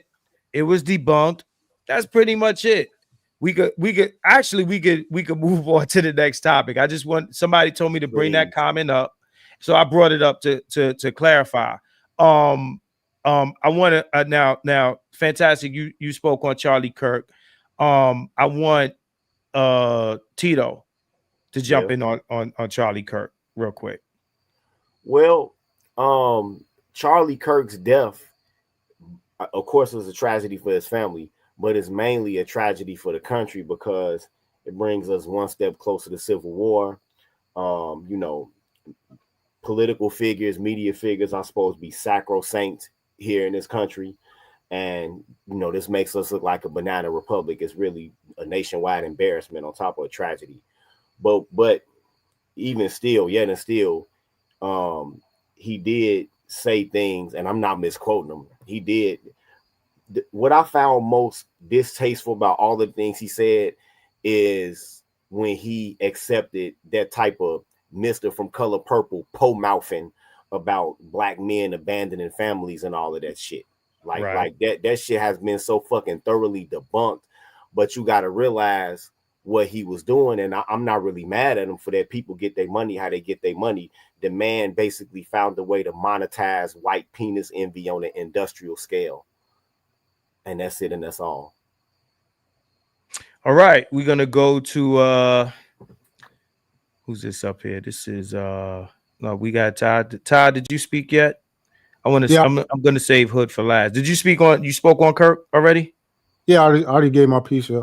All right, so Hood and then I'm a matter of fact, you know what? Let me go to nameless. Let me go to nameless. Hood, I want to save you for last. I want to save you for last. Hood, I mean nameless. Charlie Kirk. Oof. My only concern with Charlie Kirk in the context of this conversation is just the mimetic velocity that his assassination covered the entire country within hours. Then it went global in places where people who had no idea who he was ended up knowing who he was. And like I said in Ty's chat earlier today, there's people in Nigeria crying over him who arguably probably never even heard his name before like that. You've got Japanese Defense Force individuals out here going over scenarios over the shooting. This just looked interesting to be of note. And when you begin to dig below the surface and investigate the official story, it looks like there's a lot more going on than what's presented. I don't get too invested in what he was saying. I look at who was funding him, who he came in contact with, who he was influencing, where he was going, and why he was there. And I'm looking at how many other people are matching that pattern as well. And there are emerging patterns that are showing as a result of that. My concern again was the mimetic velocity of his assassination. That was startling to me. I can dig it. Hood. I think as unfortunate as the obvious nature of it all is, I think it's kind of a double unfortunate, what they call an unforced error in terms of race politics, especially on the heels of the North Carolina light rail situation with the tarantula monster nigga.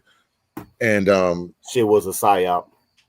Perhaps, but still the timing of it does not help Black folk in this moment of digital information warfare.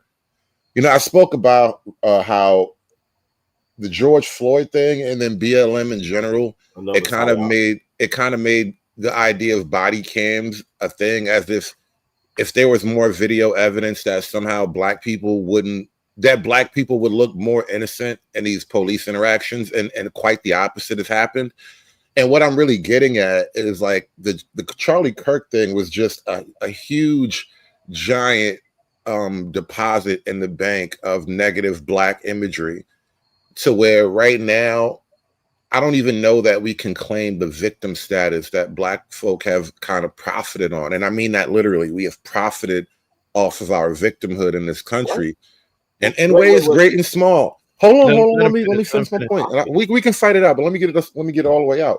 We have profited in ways great and small from our victimhood in this country, and it's like the credit card is now kind of running out. Our credits run out, and the Kirk thing might be the last sort of signifier of that. Like, people can kind of see, like, what's the point of having sympathy if it's a one-way street? Let me ask a question, right? Because earlier you mentioned something, and I'm talking to you, Hood. You mentioned something in relation to what? Did you mention the incident with the Ukrainian girl, something like that? Yeah. Okay. Now, we know that there was a mass shooting that happened around the same time. Why isn't anyone talking about that? Everyone's focusing on this Black guy that killed this poor Ukrainian girl, but not the mass shooting where the kids got shot. Well, to be fair, no one was supposed to even be talking about the Ukrainian thing. They tried to bury it. And so it's just become it's a part of the moment we're in, where the BLM era, and I talked about this with the Kirk thing, like the George Floyd funeral. If you go back, it was like America on trial, where, you know, you're racist, you're evil, you've been doing these awful things to my people this whole time. And now with the Charlie Kirk thing, it's like they're mounting a defense where we're not evil, we're not racist. And you know what? Maybe our grandparents weren't evil or racist either. So after all of that momentum going in one direction, you're now getting a pushback. A huge wave has been building up, and I've been covering it on my channel for years and years and years, where white folk have been just slowly coalescing together. Like, listen, I think they're starting to hate us. Maybe we should do something about it. And now it's all kind of culminated in this one moment with Charlie Kirk on top of the light rail thing with the Ukrainian girl. And so all I'm saying is that there is enough evidence to say that maybe the position of black victimhood is kind of over now. But we're ignoring white victims. We're saying that we're saying we buried a story about a mass shooting to focus on. No, hold on. I listen to you. So to focus on one person getting shot, right? So that we can make this Charlie Kirk thing, which had nothing to do with black people, didn't even happen in a black area, around any black people, right? So we make this Charlie Kirk thing around black people. We're mad at black people because of Charlie Kirk, right? And we ignore some children that got shot to do it, right? And then we use the Ukrainian girl as another example of, black fatigue, right? When do we get white fatigue? When is it about, like, when do we search or look into what's making these white guys shoot shit up, right? Because that doesn't get talked about enough. Hold on one second, and I don't want to drag it along, but what I'm saying is, if a black man shot Charlie Kirk, I'd understand, right? If black people were praying for his death, I'd understand. But maybe black people are giving this the same energy that white people have given some of our, political figures or people that have spoken on behalf of black people in the past. Go ahead. I think the difference is that when it comes to the white fatigue and the examples that you listed to highlight what you're calling reasons for white fatigue, that's not affecting black people. So black fatigue was a conversation where black people were having interactions with white people and white people were fatigued of it. Whereas you're talking about school shootings where, like, literally, I think the recent school shooting that you just talked about was a transgender going into a Catholic school or some type of Christian school, which is, to the white community, is perceived as another attack on their white Christian identity. And that had nothing to do with black people, mind you. This is like a civil war between left and right in white America. That's not on black folk at all. But the argument and the idea is that a lot of white folk are feeling like on defense mode now, like they've been pushed into a corner. And so when you talk about, when you mention white fatigue, you kind of listed things that are basically white on white issues, whereas black folk have no real beef in that. The whole black fatigue was in particular about what it's like to deal with black people on average. Black folk don't really make that accusation about white folk. Like, on average, do you really get racist abuse from white folk, just generally speaking, the way people were talking about black fatigue?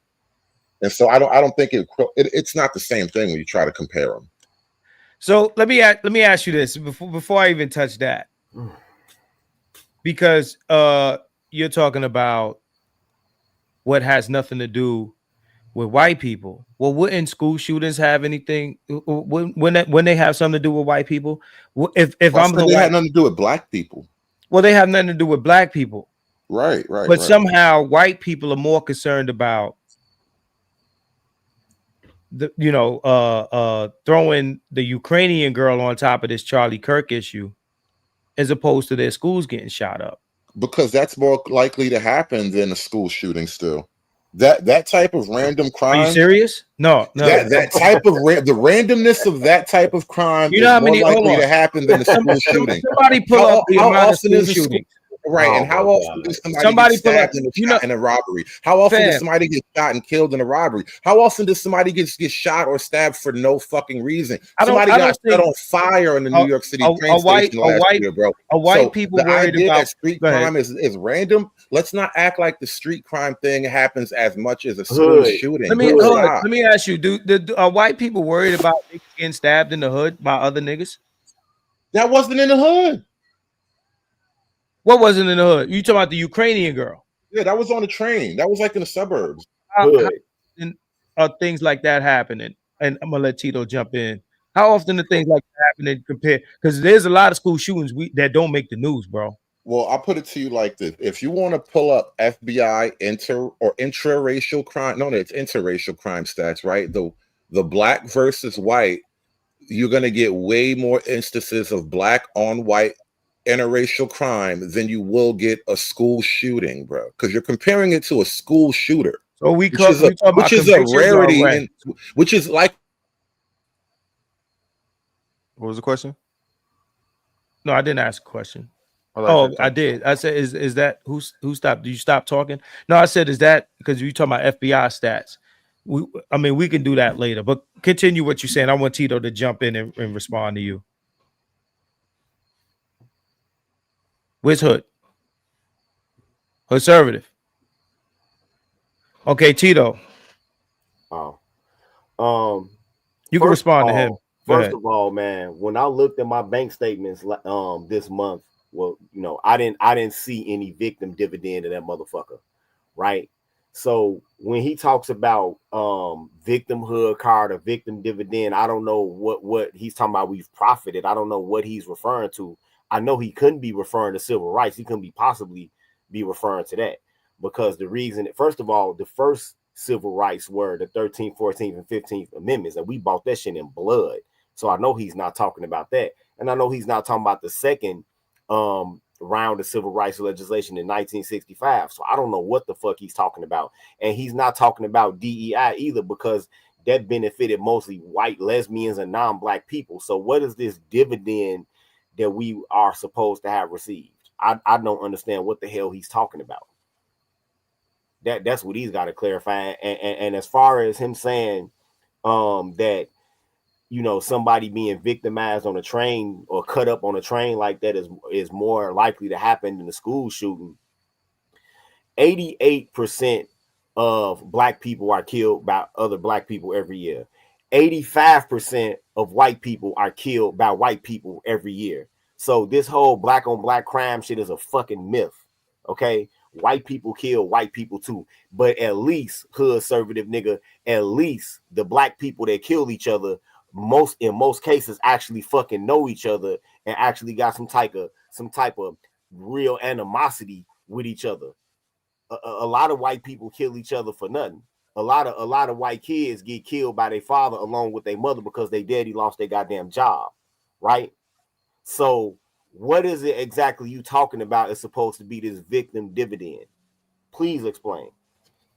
Okay, well, for starters, let's look at something like DEI, and I'll accept that it was a gaffle in the sense that a lot of white women did benefit, but the very spirit of DEI is there's too many white men in particular in these jobs, so there must be some nefarious reason for that. Construct that has nothing would you like me to answer? People didn't fight for that. Well, I would disagree. Black people, black women especially, fight for it. They fight for it now. A lot of black people right now trying to bring it back. Okay. So were you trying to like co-mingle? There's affirmative action which came before. There's affirmative action which came before that, and then not only that, how did affirmative action come to us? Again, the idea is that that's not relevant. The question or the answer is irrelevant, because the point I'm trying to make is that these things were based on the idea that black people were done wrong. I got to get y'all to give one. I got to get one mic. How did affirmative action come to us? Answer the question. The point was that these were based on black people having been done wrong, therefore victims, and so now we're going to correct that victim status. So that's how it came to us in the long story. And the argument is that there's a lot of little things that happen in that way. So the idea of black people's representation, right? We have to have more people on TV that look like us, because apparently there was some type of conspiracy against us. And so now we got to force people on TV. Like, a lot of the black position has been based on, well, we feel bad for racism in the past, so here, nigga, get on TV. Okay. Just so you know, affirmative action came to us, and it only applied to federal contracts. It applied because a lot of DC area government entities, they would find ways to bankroll contractors that were like in their own racial group and all of that shit. And sometimes those contractors did substandard work. That's why affirmative action came in. It wasn't on no victimhood shit. It was because you had black contractors who actually knew how to do their goddamn jobs that were being disenfranchised, so somebody got hired. It was actually anti-white nepotism. It wasn't based off of victimhood. See, but this is the problem when you have somebody like you, who both of your parents are not from here. You don't even understand the machinations. Why we gotta do that to each other, bro? Let's keep it above board. Nah, fuck that. Ain't no keep it above board. Y'all come did here. Did I do something to upset you?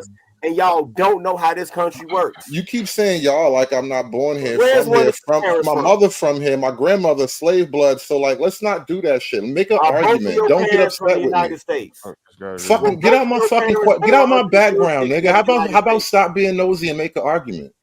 I've already made it. Okay, then. So the issue is this, bro. Even in your scenario, you are laying out an aggressor and a victim. Somebody did something wrong to black people, so therefore we have to address it. We have to redress it. We have to reparate it. And that is the whole point I was making from the beginning. It wasn't about doing something. It wasn't to redress somebody doing something wrong to black people.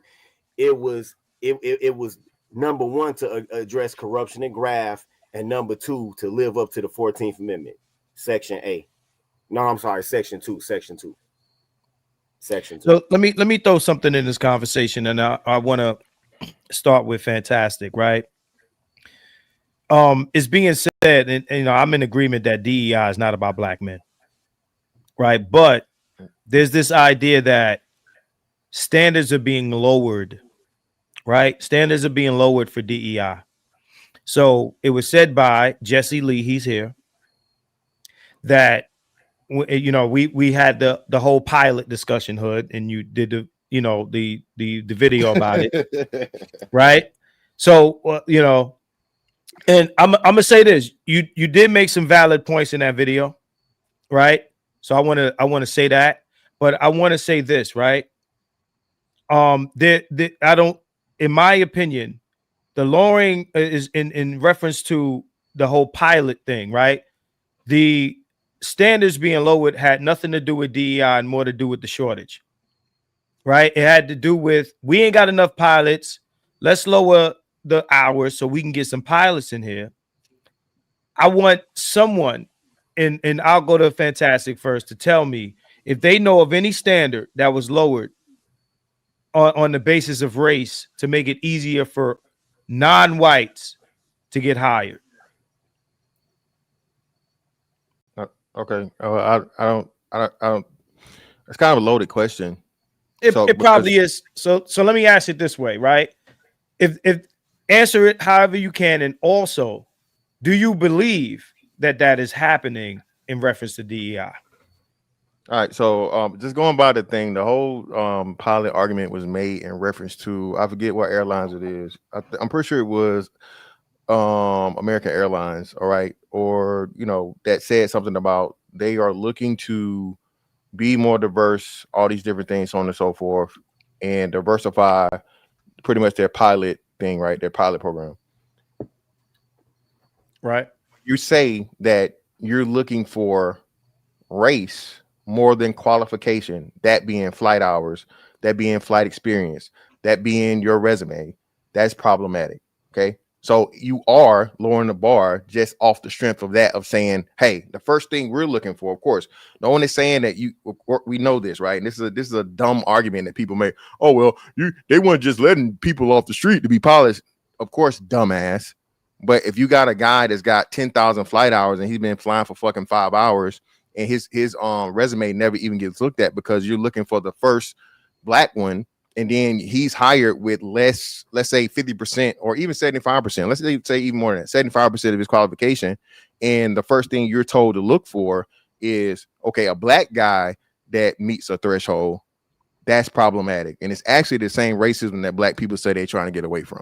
So let me Because ask you you're this. highly Let me based hold off on, hold on. Let me ask you, Fantastic, right? Because the airline thing is like that's like, first of all, they didn't lower any standard. I don't think that the lowering of flight hours had anything to do with race or DEI. That's just my opinion. Now, to move forward, let me ask you this. You don't think that they would be looking for the black guy, right? That met the same standard as the white guy, but just give the black guy the job. You don't think, to me, that makes more sense, or black, not even black guy, but the non-white guy. Let me say that because yeah, ain't about black men. This is about non-white people. That's what DEI is, just or non-white, non-white male, non-white men, you're non-white male, right? non-white men, right? Non-white men. So let's make it clear, and then I'm gonna get the John's super chat here. You don't think, just based on the sensitivity issue and safety in the airline industry, that they would say, you know what, we're looking for a qualified black person or qualified woman or qualified whatever, anything that's not a white man to do this job, right? But you still have to meet the qualifications, but we're doing it on a DEI basis of non-white male. Yeah, that could be the case, right? But then you have the argument, the bigger argument that's there is the first qualification and disqualification is being non-white male. So that's problematic, which we know non-white male, I would imagine, make up 90% of the what's name. We're going to have the most, or going to be the most qualified just off of volume, training, experience. You know what I mean? And well, you'll have more white male options. Yes. They're not going to be necessarily more qualified. You're just going to have more white men. Well, no, hood. I mean, not hood, but it's me. It's me. I got 20 years of fucking. I have 20 years of fucking military aviation experience and being around it, bro. The black pilots there were few and far between. Okay, so that means I'm not arguing that. But go ahead. So, but you were challenging what I said. So what I said is no. I want to be specific.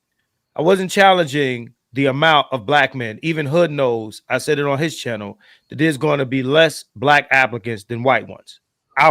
It doesn't even make sense to debate that for 2 seconds. What I was saying was, what I'm saying is that they would look, I would think that the DEI standard is to first consider the non-white male qualified candidate, as opposed to saying that, we're going to lower the standards and find someone who's not white but less qualified. Do you understand what I'm saying? Yeah, but walk with me, right? So this is what I'm saying.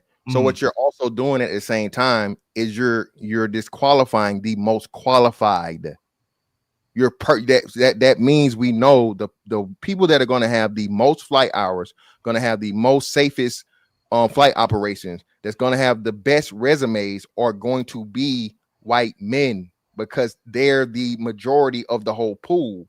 So when you say, hey, I need them to be black, in essence, you're saying is, I do not want the most experienced person and a person that's going to have the best resume. That can't be denied, because we know that pool is going to be, if you pick that black person, the odds say they're going to be 10 other white people that are just as or more qualified just by their overrepresentation in that field. That makes sense. Ty, you was going to say something? Yeah, because I agree with the race-based initiative piece of it, where it shouldn't be like we need black first. But my issue is when it was being said, like, if I see a black pilot, then I will be worried. Like the standards were different. You see what I'm saying? Like when they start saying stuff like that, if the plane, man, I'd really be worried if it was a black pilot, because again, the standards didn't change. He's still qualified. Right. Let me read this super chat. Jonathan Morgan. And after that, I want to say something about this too. Go ahead, fam. Yo, what kind of mic do you have, bro? What the fuck, man? Yo, you got like one of those like press conference, like the 8 mics in front of you.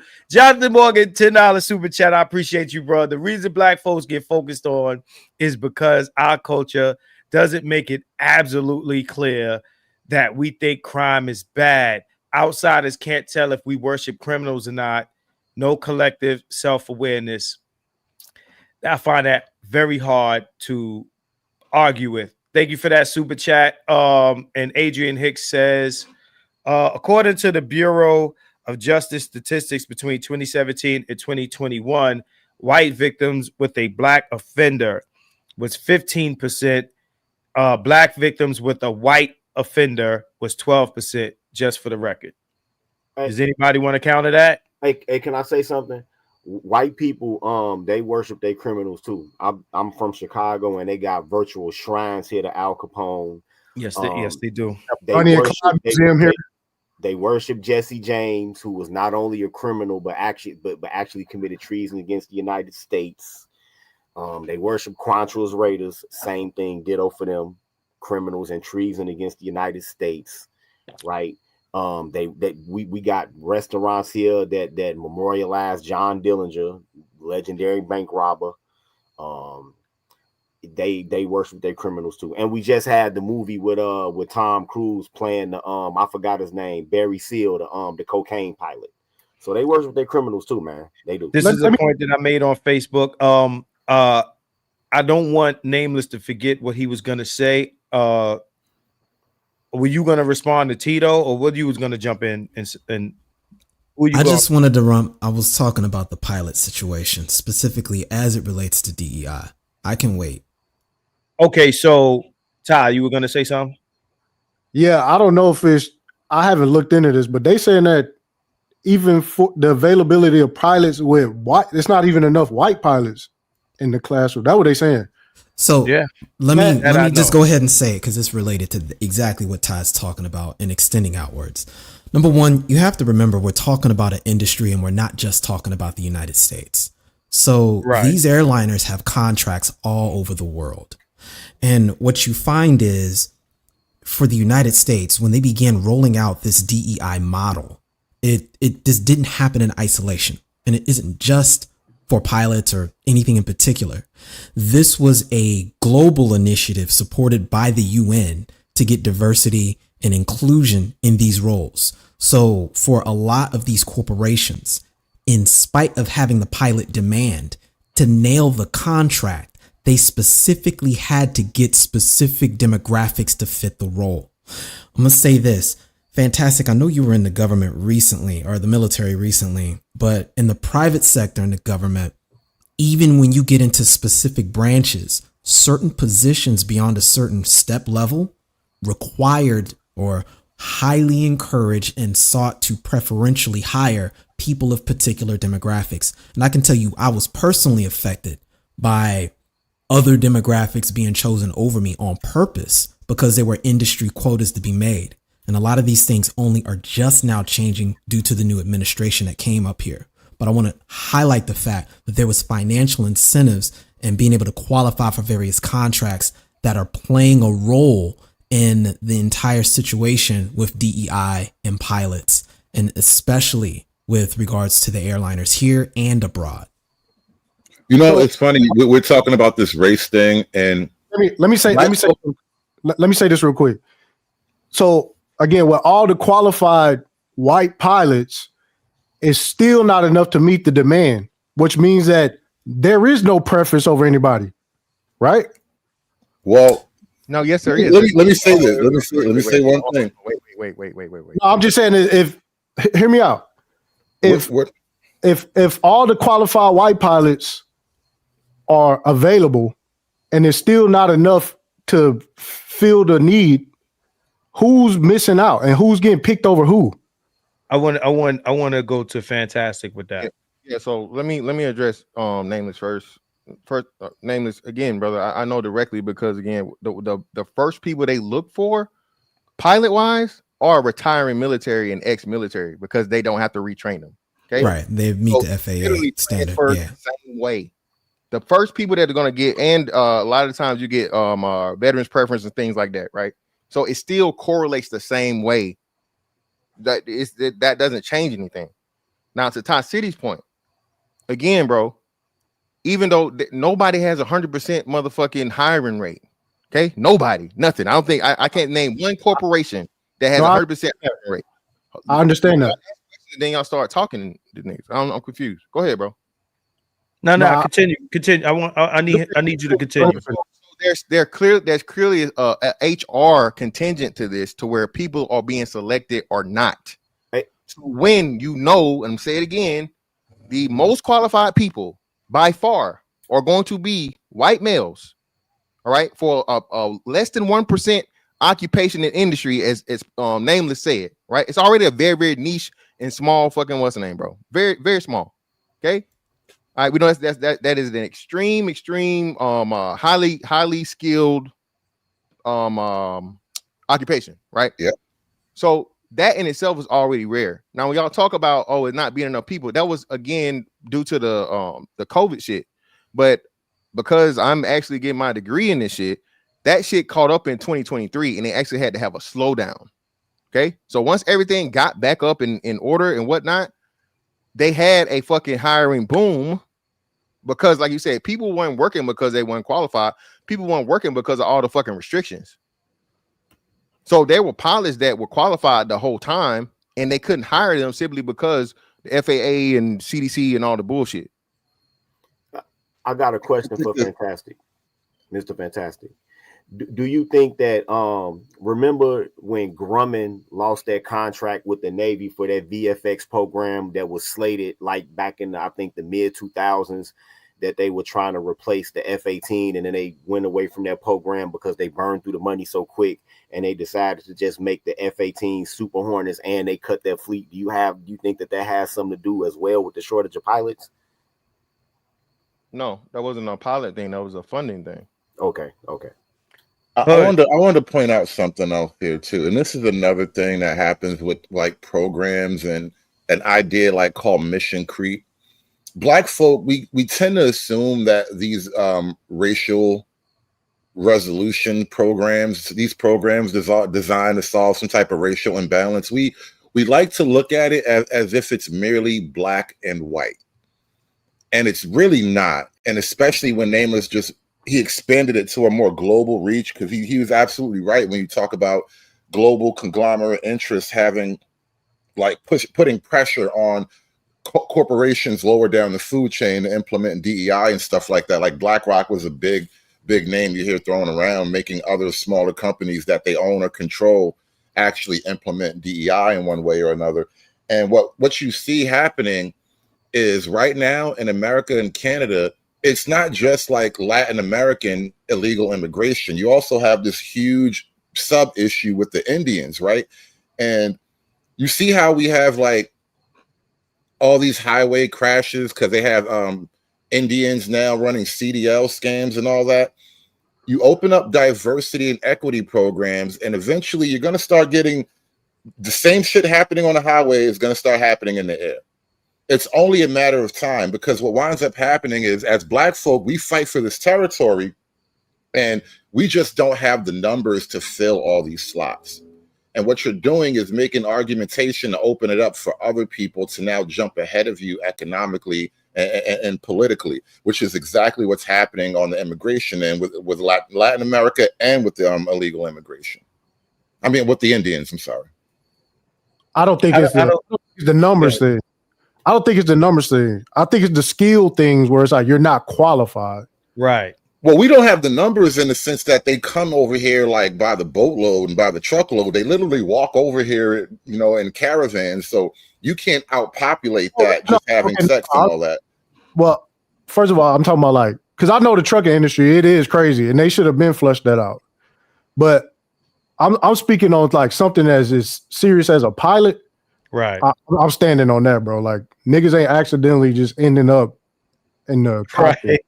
American pilots aren't the only pilots in the world, though. Think about what Nameless. You kind of made a point. Like American pilots aren't the only pilots in this airspace. But this is the thing, though. Nobody who else was associated with being unqualified or DEI. Was DEI like put on anybody else? I didn't hear nobody else saying Asian pilots or Indian pilots. No, I'm not saying anybody did. I'm just kind of making a projection argument in the sense that it's not going to stay where it is. It's going to become something that we don't even recognize at a certain point. Well, that was the whole Asian No, go ahead. Yeah, that was the whole Asian college qualification scenario you were describing, and why there was all of this pushback coming from a lot of these think tanks, specifically about that point you made, Hood. Let me ask you: for some reason, I think that every time DEI comes up, and it's non-white male, but first thing we go to is niggas, right? So as if like, well, because that's hold on, as if the people, and Ty, I want you to jump in after this, as if there aren't like, or there isn't a spectrum of other people aside from us, like we said, the Asian or the this or the that, this and that. Like, do these DEI people, these people against DEI, get as equally nervous when these non-black and non-white people are, applying for these positions or could get these positions? Like, why is everybody nervous about the Pookie pilot as opposed to, all the other races of motherfuckers that could be applying for this job? Like, why does the right or like talking heads for the record, I'm the one that brought that up, bro. No, I'm just saying no, but the reason this is a conversation is because Kirk said it. So what I'm saying is, why is it that is the talking point, that it goes directly to some niggas flying the plane, right? Instead I'll tell you why. Because these mushroom penis white men hate the idea of walking through an airport and having a woman turn around as a black man walk past in a pilot's uniform. That's why.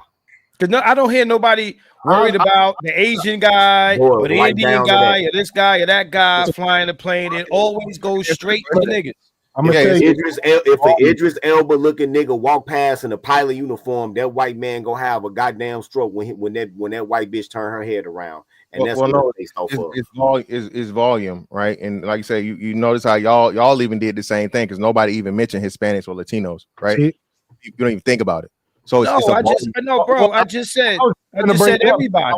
I was just going to bring that up because the DEI conversation didn't turn to the trucking industry until somebody who couldn't even speak English killed some people.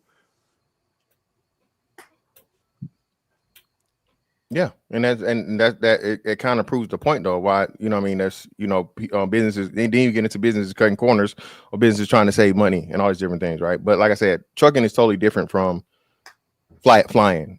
But the reason why black people come up, because again, the media and everybody is always this back and forth racial tension between black and white. I guess we had a small run between black and Asians or whatever, but the only fucking dynamic that everybody cares about and what's going to get the most views, what's going to get the most clicks, what's going to get the most fucking attention is black versus white. So that's why it's baked into the cake, as they say. That's why you don't, because Asians don't make up enough people to even matter.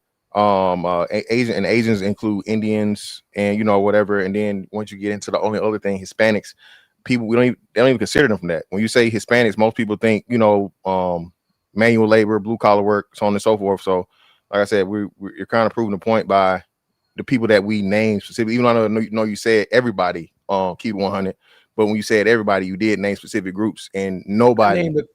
Hold on. That's a bit of a reach.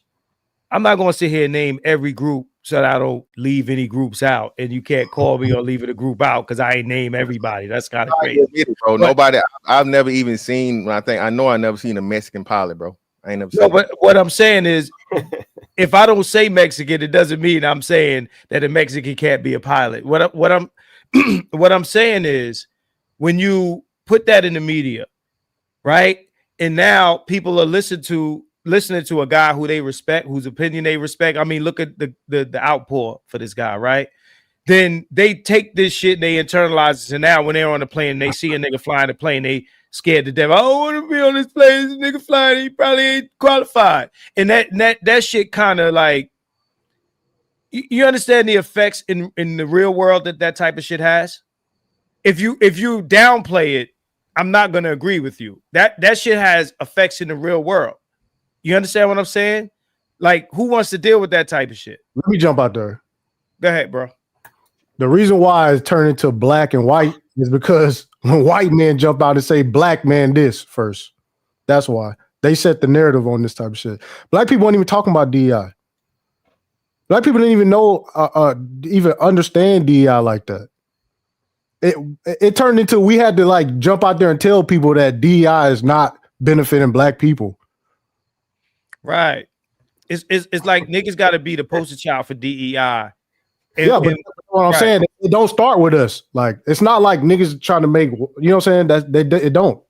I gotta kind of push back because hey, if y'all fly Copa or Latam, trust me, y'all go see some Mexican pilots, man. For real, I've been in the plane with them. It was kind of tripped out to hear them. They do the announcements first in English. The English sounds like when they speak the English, it almost sounds like one of the guys that's like meeting for a drug buy on the movies, and then they just break off into straight Spanish. But they are out there though. If you fly Copa, like if you go to Panama or if you go to Brazil or some shit like that, you go run into them if you fly that airline because they hub is in Panama City at Tokyo Airport. I just wanted to say though that when it comes to our leadership, like our elected officials, how do you think DEI gets implemented? How do you think it becomes like a policy that gets argued about on the congressional floor? So I don't know. Maybe if you want to make the argument, I'm not in a position to say you're wrong on that. But if it started as something else, black folk took ownership of it at a certain point, and we became no, bro. So I think what we should look at here fundamentally, because we're talking around it, what we're talking about at the core is the neo-left and the way they've implemented critical theory to put this forward. And when we get Title VII, which is what most of this is based off of, this protected class stuff, that's where all of this is coming from. From that point, all of it gets hyper projected onto just being black people, because that whole entire movement took over black politics as it's understood.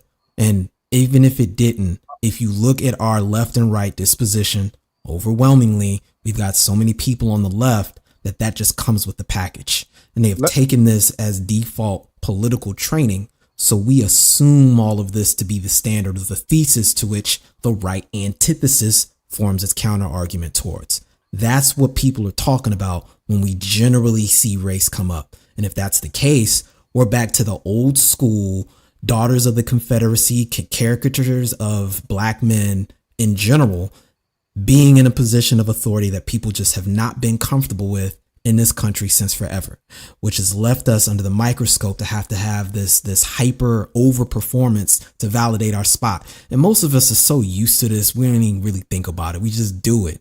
But that's where that's coming from. We've had author over author break this down, but this is what we're speaking to. And as it relates to black women, their issues as it relates to that are primarily because they're not being seen as women, but they're seen as men and being charged the same rate men get charged. That's their complaint. So since we understand critical theory is a grievance engine that is trying to find something to present a grievance and then argue redistribution towards, we get thrown in that pot.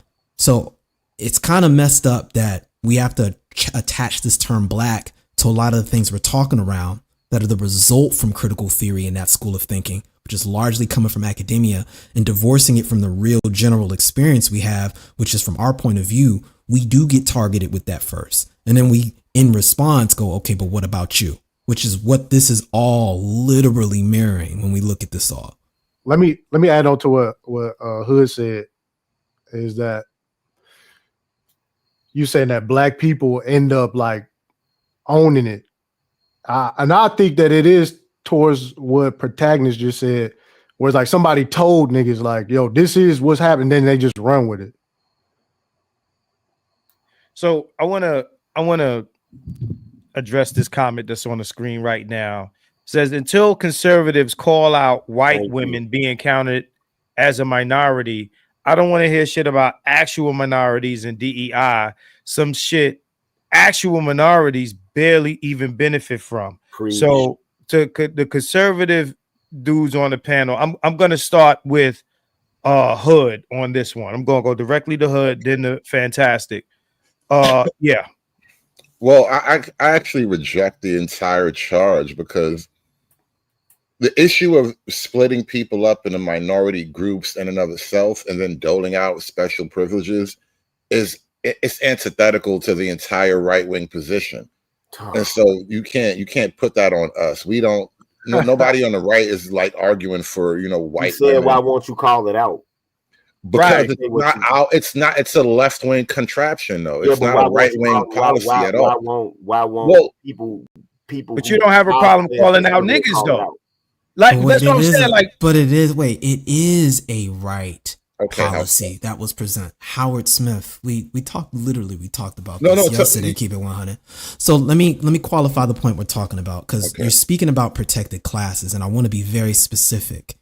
DEI is enabling, because we're talking about what Brother Dot mentioned. DEI was even given its legal context off of how civil rights legislation in 1964 defined who a protected class would end up being. That's under Title VII. We just did that. And Title VII was introduced to include sex by an individual on the right. Now, albeit they were trying to destroy the legislation, which is why it's called the poison pill.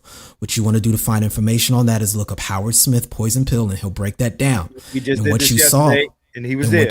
And what you saw was women across the board formed Voltron to support that legislation, and they got sex written in there. And as a result, going forward, they literally sabotaged civil rights by doing that. And from that Title VII clause, they started stacking more and more classifications like Jenga blocks year after year after year. This is nothing that black people did. This is nothing that, quote, we did. This was done on their level. And it has contextualized this whole conversation, which is why I brought this back to critical theory and how these things are being taught in these institutions, and then they're being force fed to anybody going to any college and as a general, quote unquote, standard of wisdom as far as it relates to politics, and specifically the civil rights conversation as it relates to race. So in light of that, Hood, what say you? I think it's an interesting factoid that it was included in a grand attempt to kind of poison pill, as you say. But that only reiterates my point. The right wing doesn't necessarily believe in that kind of separating up people but he put it in. They put it in there. Again, according to your own addition to that story, it was done on a strategic level. It wasn't done on a I believe this and this is what we stand on level. And the years that they got put in, Democrats were in the majority. That's when Tip O'Neill was the House Speaker. Be that as it may, it is a right wing contraption. A minute ago, you said it wasn't. Now that we know that it is, then it would be on the right to call it out. Not just for that reason, but for the also in that sense, you are right.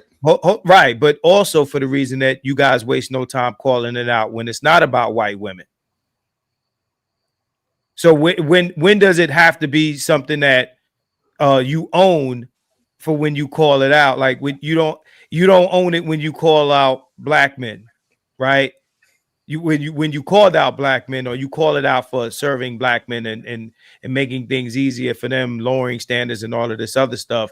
You know, whether it being a right-wing contraption or not didn't matter then. It didn't matter then, but now it matters. What I'm saying to you is, if the right has no problem calling out, you know, who they think is benefiting from the shit, then they shouldn't have a problem calling out who is really benefiting from the shit, is my point. Let me read some super chats. Let me catch up to the super chats, right? So let's see. I think we got Leon.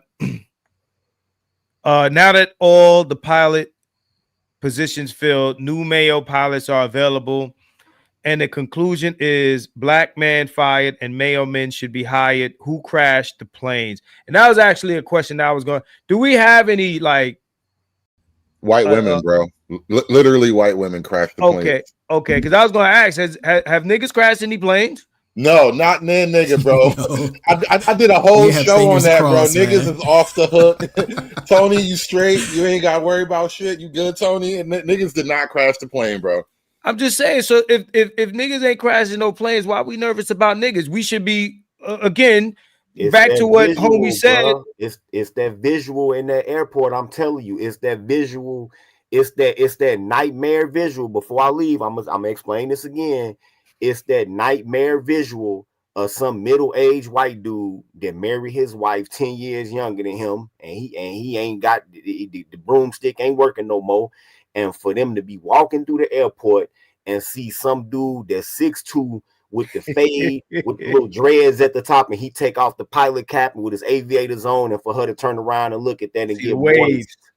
That's the problem, bro.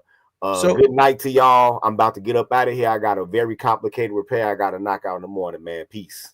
Appreciate you. Later, Tito. Right, so look, so so far we're scared of niggas shooting up the church. We scared of niggas crashing the planes. Oh, I had a point to make about the church. I was listening. Go ahead. Absolutely. Go ahead. I just wanted to bring up how like women are just becoming the preachers. And if we talk about debauchery not being in church, like how many of these OnlyFans porn bitches that end up as with a flock of their own? Huh? Wait, what?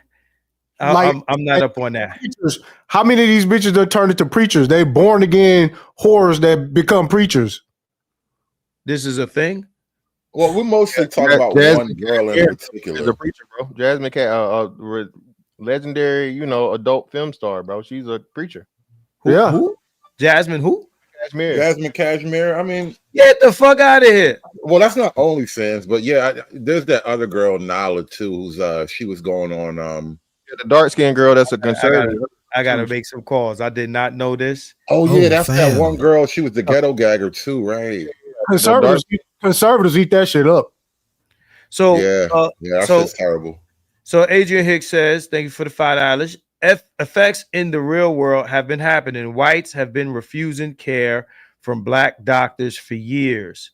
Okay, and I've seen in the chat, if you're a skilled black man, you'll be all right. Now, some people don't want skilled black men doing shit for them.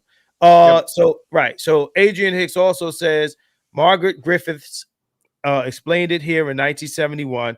I think we played that clip yesterday, didn't we, Nameless? Yeah, I think so. Yeah. Right. I don't know if we should go back to it or should we just keep moving forward. No, I think the point was made, and because fundamentally what I'm saying is there's a lot of institutional inertia that's contextualizing how we use these terms. Because even if you just track the way we're using black, man, the usual suspects come popping up underneath the rock as soon as you move anything over. So, that's all I'm saying, man. Nameless, I would love if you would swing by my channel one of these days, because next time, tomorrow morning, before I go to work, I'm gonna actually do this show, and I'm working on a thought, and sometimes I just get extemporaneous and just think whatever. I mean, I say whatever I'm thinking. I'm trying to work through an idea, but I have a feeling that and I haven't really called myself black conservative at all. I just accept it when people throw it at me. But when I really think about it, I reject the idea of a black conservative. And then we kind of spoke about this before, I think. When you add black, Riley's, right? It's identity. Well, no, just the other day on Hundreds, when you add black to it, it's like adding it's identity qualifier. It's right. So let me. I want you to finish one last thing. There's a logical argumentation to conservatism, and you actually put me on to the Russell Kirk guy, and that's where I want to base this argumentation around. Where I think, in terms of the very raw ideas of conservatism, as expressed by Russell Kirk, make a great place to land on when you talk about why black people should be conservative. And it's not a black conservatism at all. Let's not put your black this, that, and the third into it. Let's keep the ideas for what they are. And that's why I don't like the idea of being a, quote, black conservative. Right, but I'll just say, I'll say this and then you got it, fam. Yeah, because I know you got some more super chats. I will just say that they in particular, you just have to understand and remember, and what people are going to speak to is that he specifically put a Anglo-Saxon spin to it intentionally. So there are factions to this, and I think Trader MBD was mentioning. But what else would it be, though? Well, I mean, we already have that. We get to the Reconstructionist conversation, so we've got plenty of people who are already on that type of top. Again, my only point in bringing up that particular individual was the fact that it was done in response to the very people in the left that reformed it that I was speaking to. That was a reflexive conservatism, that was done to respond to what was coming out of organizations like the Frankfurt School and all of the goofy stuff that they ended up having appropriated and that got adopted to the left in the institutions and all throughout school, especially through psychology. So that was what I was speaking to, because again, we got used as the political football. And when I say we, that's why I got into the definition of black folk, the convenient footballs to punt that and use as test subjects and to hijack the civil rights movement with, man. That is a conversation I don't mind having. So just hit me up in my email, man, and we can hash that out. I don't want to hijack the convo here with that. Like I said, I'm gonna go over it tomorrow. So I want to say this, and I said this, I think, on yesterday's stream, because we did talk about it, Hood, and we talking about, the difference between a black conservative is a conservative that happens to be black, and what I tend to experience is black conservatism in America, and I kind of reiterated it yesterday after our conversation. I'm gonna do it again. I feel like black conservatism as practiced in America mirrors white conservatism, the same way black feminism mirrors white feminism. And I feel like the way that black feminists do not benefit from white feminism, practicing it with blackface, I feel like the same applies to black conservatives. And I'm talking about in the sense that you guys take on the white, a lot of you, not all of you, but a lot of you, especially the ones who say, I'm so far right, y'all pick up the white nationalist tones of the black conservatism instead of just the conservatism, right? Because go ahead. And you could tell this because the lack of self-awareness when they make some points, it's like they don't even think that they included in what they're saying. Even with with black conservatism or black conservatives, like, you playing into identity politics, and most of the time it's just cringe because that's your whole personality is, I'm a black conservative. Like, you lead with that. Like, I'm in the color section of the right. You know what I'm saying? Well, this is why I wanted to get into more of the raw argumentation and the logics of it.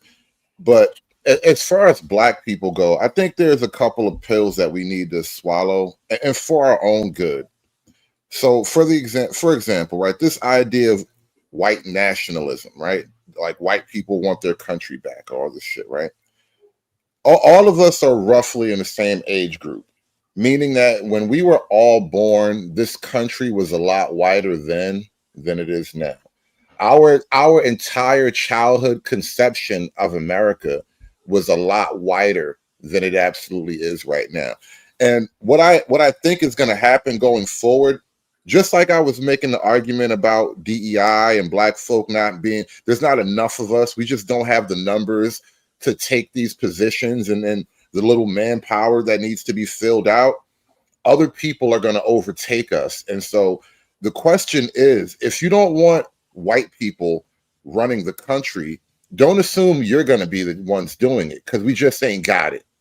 So who do you want to be number one over you? And I don't think you're going to like the other alternatives. So where does that align with, like, black conservatism?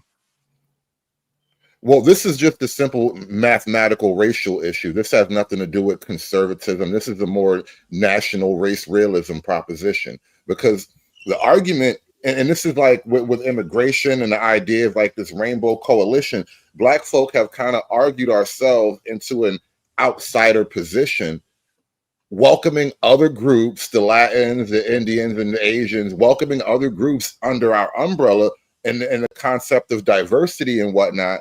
But do you really want to be like the black people dominated by Asians? We can get to that discussion later. I right now I want to kind of focus on black conservatism, because that was on my list of things. So what I want to understand is, go ahead, Ty. Because we're not the only ones accepting, you know what I'm saying? That's my premise. Like, you'll say something like that and it'll be like, we're accepting all these other groups. White people accepting everybody too, and they have to fight the Chinese too, and the Jews that's conquering them. You know what I'm saying? Like, Well, see, Ty, you understand a little bit. There's a grander play going on, right? It's not just, quote, white supremacy. That's just some shit niggas talk about while all the other chess pieces get moved around on the board. And this is why I don't think your ultimate endpoint is niggas being replaced or crushed by white supremacy. Like, it's going to be something else. And niggas don't really understand it's a lot grander game being played than simple white supremacy. Yeah, but I'm saying something is going to crush everybody. Like, we trying to find out, trying to find our way, and everybody finna get crushed by some shit. That's my viewpoint of it. Fantastic. I want you to jump in because we ain't heard from you in a minute. Yeah, man. So again, I'm niggas label me as a conservative, but I'm not a fucking conservative. I said this time and time again. I have no political affiliation whatsoever. I guess there's political ideology though. That I was going to say that. Yeah, conservative is more of that than a party. Political ideology, I guess, I outlined there more. But my answer as to why I don't talk about white people is I don't care about them for real. I'm focused on us. And I make sure to include myself. That's why I say things like us. Now I do say niggas to make a differentiation, right? Because I don't, I have nigga quality, but I'm not a nigga, right? But I understand them, and I think there's an overrepresentation of nigga behavior and culture that overshadows the accomplishments, the capabilities of black people. There's the what needs to happen, and if we go back and even Jasmine Crockett just said this about black people having conservative values to some degree and whatnot, what have you, but because of the forethought or the assumption that Republicans equal racist, that's why they don't deal with them. I don't fucking know. My thing is this, man. There's way too much shit that we have approaching here fastly to be worried about race for real.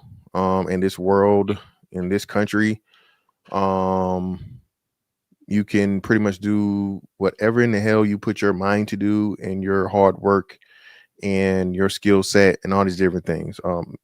Everybody else has proved it, and they've got here after us. Asians approved it, the Indians approved it, the Mexicans approved it, right? I'm sorry, the Latinos and Hispanics have proved it. So my problem is we make all these excuses, and we always over focus on the white man and what the white man won't let us do, and the white man this and white man that, when that's not fucking helping us do shit. Okay? Let me ask you a question. Fantastic. You don't think that, because what you said earlier, you said that in our culture there's like a overrepresentation of nigga shit, pretty much, right? Am I misquoting you? No, that's exactly what I said. Okay, you don't think that has something to do with the overrepresentation of that shit in the media and other shit, right? Because like when you look at like numbers and things like that, most motherfuckers are not like doing this shit that we read about. But every time we look, and this is why, like, when we talk about the whole DEI thing and the overrepresentation in the media of black men next to DEI, when it's not them that's benefiting, right? It's like we associate niggas and nigga shit with everything, that's wrong with the country, and like everybody else's crime and behaviors and shit like that isn't talked about to the point where you would think nobody else ain't doing shit but niggas. Like if you look at the numbers that white men, like in the video that I played earlier, one of the things that the preacher mentioned is that black people and black culture are molesting all the children. We know that white man got that shit hands down. That's definitely a lot. Hey, you know right? what? So I'll bring that up too, man, for the church, the Catholic preachers. What kind of culture is that in their church? Right. So Ty, before we jump into that, what I'm saying is at the end of the day, it's like, because we are so like overwhelmed with nigga shit in the media, you start to think that it's like a Facebook algorithm that's showing you one type of thing. You're seeing all this nigga shit in the media, and is making you feel like, God damn, we ain't seeing nothing good coming out of the black community or black culture. We just seeing a bunch of nigga shit, and they not only showing us this stuff, they showing it to everybody else. So then everybody else carries that worldview to the point where the perception becomes the reality of it, and people start living and moving in accordance with that belief, right? So what I'm saying is to you, like, do you believe that that's something that's happening, or do you believe that it's the majority of niggas out here doing this stuff that you're talking about? Well, when I say the majority of niggas, yes, the majority of niggas are not the majority of black people. So there's a differentiation. But the majority of niggas, yes, are participating in a lot of this pointless shit. And again, I would like to say, you can no longer blame the media when we have niggas post niggerdom ourselves more than the media ever could. They can't even keep up. So when the representation of World Star Hip Hop, which I don't even think it's owned by, well, once upon a time it was owned by a black guy, but now I don't know if he got bought out or something. I think he died or whatever. Either way, you get the point, right? We perpetuate nigga behavior when we put it out here, and so you can't blame the media anymore if we're the fucking producers, if we're the creators. You know what I'm saying? Let me read something to you. Let me read something to you, and if anybody wants to challenge this, I want to respond. I want to respond real quick. Go ahead. No, I do agree that niggas do upload a bunch of goofy ass shit, but when it comes to creating these narratives, we don't create narratives, right? So I remember the George Floyd thing happened, and next thing you know, people just saying black people are upset about George Floyd, but I never seen George Floyd footage played over and over and over and over and over and over again. You know what I'm saying? And that turned into everything else afterwards. I never heard of that. I didn't find out about George Floyd on World Star, no shit like that. That shit was on national television, going crazy.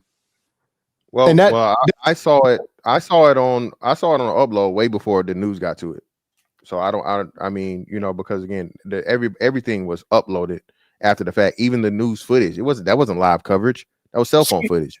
Right. So even then, it'll be a something. I forgot what it was. It was the BART transit system, and I believe it was Oakland, where the guy said that he thought he had a taser, but he had a gun or something like that.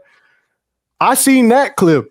Next thing you know, it didn't turn into a big deal till like 2 or 3 weeks later when mainstream media picked up on it, and then they just took it to the moon. I think it was Oakland or San Francisco. Yeah, you talking about the Fruitville Station type shit. Yeah, it was like somewhere in Cali.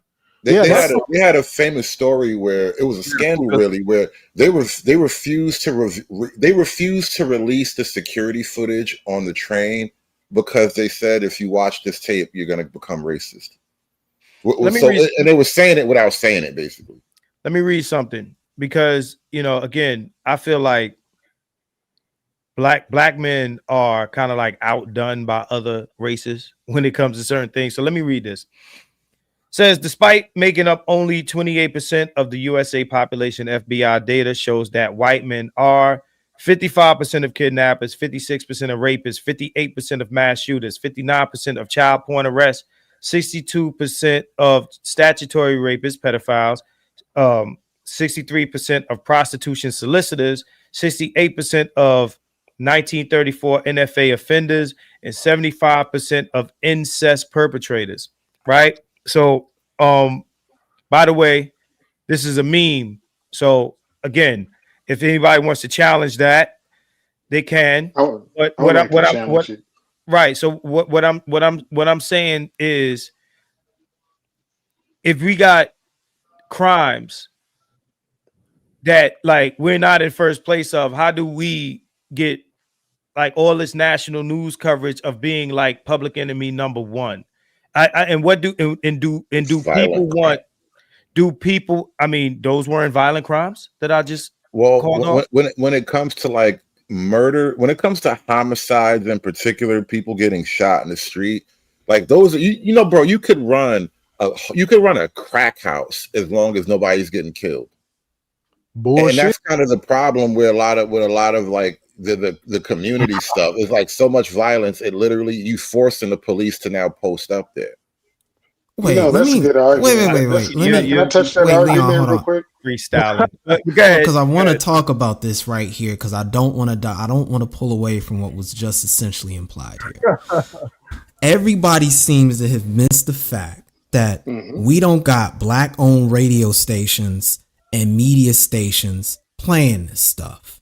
You've got a national news media And it's very, very obvious going all the way back to damn newspapers in the 1800s. Anything dealing with black men and violence has mimetic velocity that is unparalleled to everybody else. We can't skip past that like that's not the end result. Number two, the Dunbar effect. If you don't know what that is, it talks about people's cognitive ability to maintain meaningful relationships in the minds of people. And folks who have been studying marketing and ratings and getting engagement understand this Dunbar effect very, very well. At the end of the day, what ends up happening is you can take, because we got to be dealing with absolute numbers. If you only reported black crime, you could quite literally fill the entire newsreel with every single thing. But the reality is the same can be said about every other group of people. And as a result, when we understand that, there is a matter of exposure that's presented here. I'm going to say this. Any crime that's committed by anybody is at a similar rate and predicated more so on where they live and their income levels than they will ever have anything to do with their race. The race is one of the, and I'm not even gonna get into the whole idea of the goofiness behind race, which don't even account for ethnicity, because that's where you could make a point. You could make the crime gene argument with a lot of that. My point goes back to these are mimetic velocities, and these things get click engagement. These things sell newspapers. What was happening in the 1800s with the newspaper when they were talking about some white chick getting sexually assaulted is no different than what we're seeing now on TV when we see the exact same scenario. Everybody's doing this, but black men have higher mimetic velocity in media and always have. This is fact. What I wanted to add was brothers are so good at business that they sell crack and the customers come back. White guys sell meth. 70,000 to 100,000 of them die every year. So I still look at that as murder. Just straight up. You have 70,000 white males that die every year for fentanyl and meth overdose. And it doesn't get talked about at the same rate as a few crackheads. The guys are fighting to make some income over. Ain't nobody rocking no crack, bro. It's 2025. And you know, the problem with that argument, though, is that it will require not only the right wing, but the left wing to actually care about white people, broadly speaking, as a group. And that's kind of hard to do if you also want to call them racist and white supremacist. So the position of the left is that they get what they deserve right now. That's why nobody talks about that. Okay, so I get where you're coming from. But this is something that you should read. It's called 400 Years of White Trash, where they point out that this is a group that they socialize to believe that since they're white, they're better than Negroes, even if they're poor. And they go over the circumstances of white people, that their elite and middle class has projected on them since they've been here, putting them in abject poverty and giving them those circumstances. So their own population does it to their peasant class still, even after they left Europe. One example that I mentioned earlier is that the fact that we're focused on the Ukrainian girl and not the kids that got killed. Because if it was a black man that ran up in that school and shot them kids up, we'd be talking about it, and we not be talking about the one Ukrainian girl, right? We're not. Nobody's talking about the mass shooter event that happened at the same time.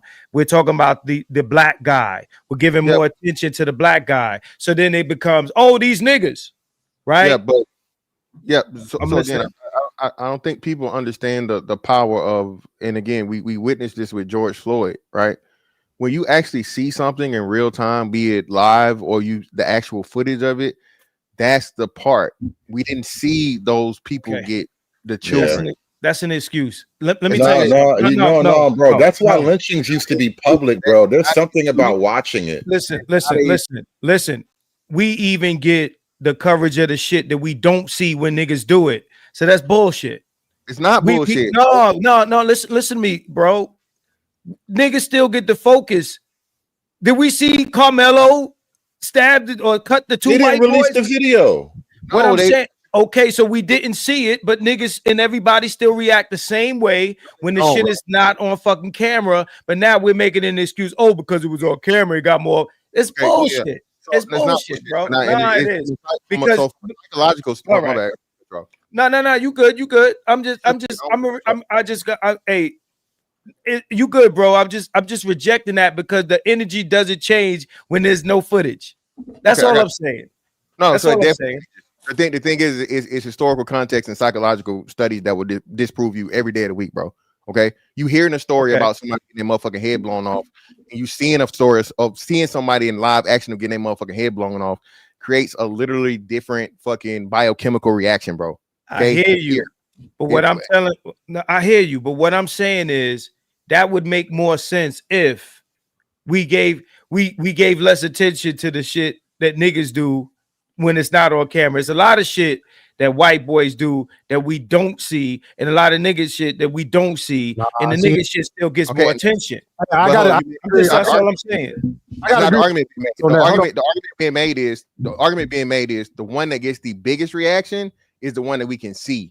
When you see the nigga getting down on, that gets more attention and that gets more reaction because you've seen it. And that happened this time, but any other time, it's not like it's not as you say, and it still gets that.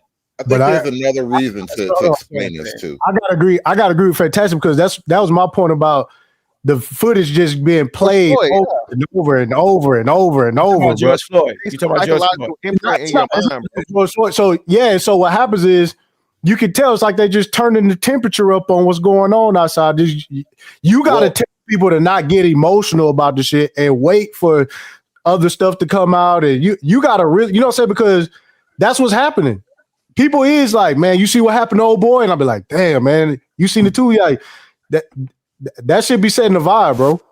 And most people don't have the training, they don't have the emotional fucking and the mental capacity or the training to handle and cope with shit like that, bro, is what I'm saying. So when you see an event, i.e. the Charlie Kirk shit was so motherfucking impactful, bro, because you saw this man, you saw his, you pretty much saw his soul leave his body when the bullet hit. And now I know everybody's a fucking. Let me. I'm sorry, I interrupt you. Go ahead. I want to get on this too. It's funny to see everybody motherfucking conspiracy theories now, but shout out to all the new motherfucking tinfoil hat niggas, right? So I just want to throw this at you. You remember the incident that happened with the police and the white boy in the hotel hallway? You remember this shit? Tony Temple. That was a different guy. Tony Temple was a different guy, but I know you're talking about. He was an exterminator, and they shot him when he was on his knees. Yeah. Oh, I saw that video on camera. Yeah. What happened in regards to that? They buried that video though. No, yeah. So that was huge fucking outcry from that shit. Keep it 100. Huge outcry. Yeah. How so? It was huge outcry from the shit. But like you said, what happened to the cop? I think he might have got fired. Yeah, wow, he got fired. What's his name? Philando Castillo. That's the one that I ain't gonna lie. That one right there, I was like, man, that's in front of his kid. Everybody said that was super fucked up. That's fucked up. Was that the situation where the dude was at the hotel? Or the cafeteria guy. Yeah, he was. What I'm saying is nobody took that to say, "Oh my God, we got a terrible cop problem in this." That's exactly what I want to speak to, honey. Because listen, with Philando Castile, with all those police shootings that people have been upset about over the years, with the George Floyd thing, what's happened is, and this is what I spoke to earlier. People are basically accusing America of like mortal sins, like racism is the mortal sin, and one of the reasons why, to get directly to your question, why these videos get put on replay so often, not just because of the raw. That wasn't my question. Let me speak. Let me get this wholly all the way out. One of the reasons why it's happening so much is on replay often like that is that from the right-left standpoint, the right wing now has an answer to the George Floyd videos, right? The right wing now has an answer to like the charges of, you're being oppressed and all the racism stuff. And that's the other reason why these videos are being circulated so much. It's like a defense being formed against like the left wing attack against what's really they're really trying to foment a black-white racial issue. And so you got one side now just putting out stuff like, listen, this is not us, that's y'all. And that's kind of like the mimetic warfare that's happening right now. No, but what I'm saying is you got the video that I played earlier, the guys reacting to the woman being killed, right? Oh my God, it's terrible. We gotta do something about these niggas. Because it's on video and we saw it. Oh my God, we saw it. It's on video. I just gave an example of a cop shooting a kid, or I don't know how old the guy was, right? People did react to it, but not in the same way where it's like becomes this bigger issue of, oh my God, we got to do something. Yeah, because that breaks the narrative, though. You say what now? It breaks the narrative. The stories of Tony Tempa and then the guy that you were just talking about who was on his knees, and I think they literally told him to do, like, they gave him commands and he followed their commands, and then he shot him still. Right. The narrative is that the police kill black people just because. And so if you show white people now in that frame, they become the victims in a way that destroys the overall narrative of the moment. And so I think that's another reason why those stories don't get as big as you want them to get. No, bullshit. That's not what I'm talking about, bro. Go ahead, bro. I talked about this with Marcus already. White people are willing to sacrifice a few. His family got paid some money for his death, and they move on. The problem is, you think they have a meeting or something? Man, Charlie Kirk himself said that it's cool to have a few shootings so that we have our gun right. He said that. Wow. He said that. Y'all running with that so hard. So running with it. You said, well, do you have a meeting? Like you denied that it was being spoken on. I'm telling you, the man said it. I ain't running with shit. I wouldn't have said that if you ain't say what the fuck you just said. Knock it off, bro. That's what the man said. So I guess his death was necessary so I can have my pistol. I mean, so wait, hold on, Hood, hold on. So, like when I was in the Discord, this is when it took place, when I told you I had that conversation with the liberals and why they wouldn't adjust laws, because if they adjust laws, that means black people would not need Democrats just as much as they need them now.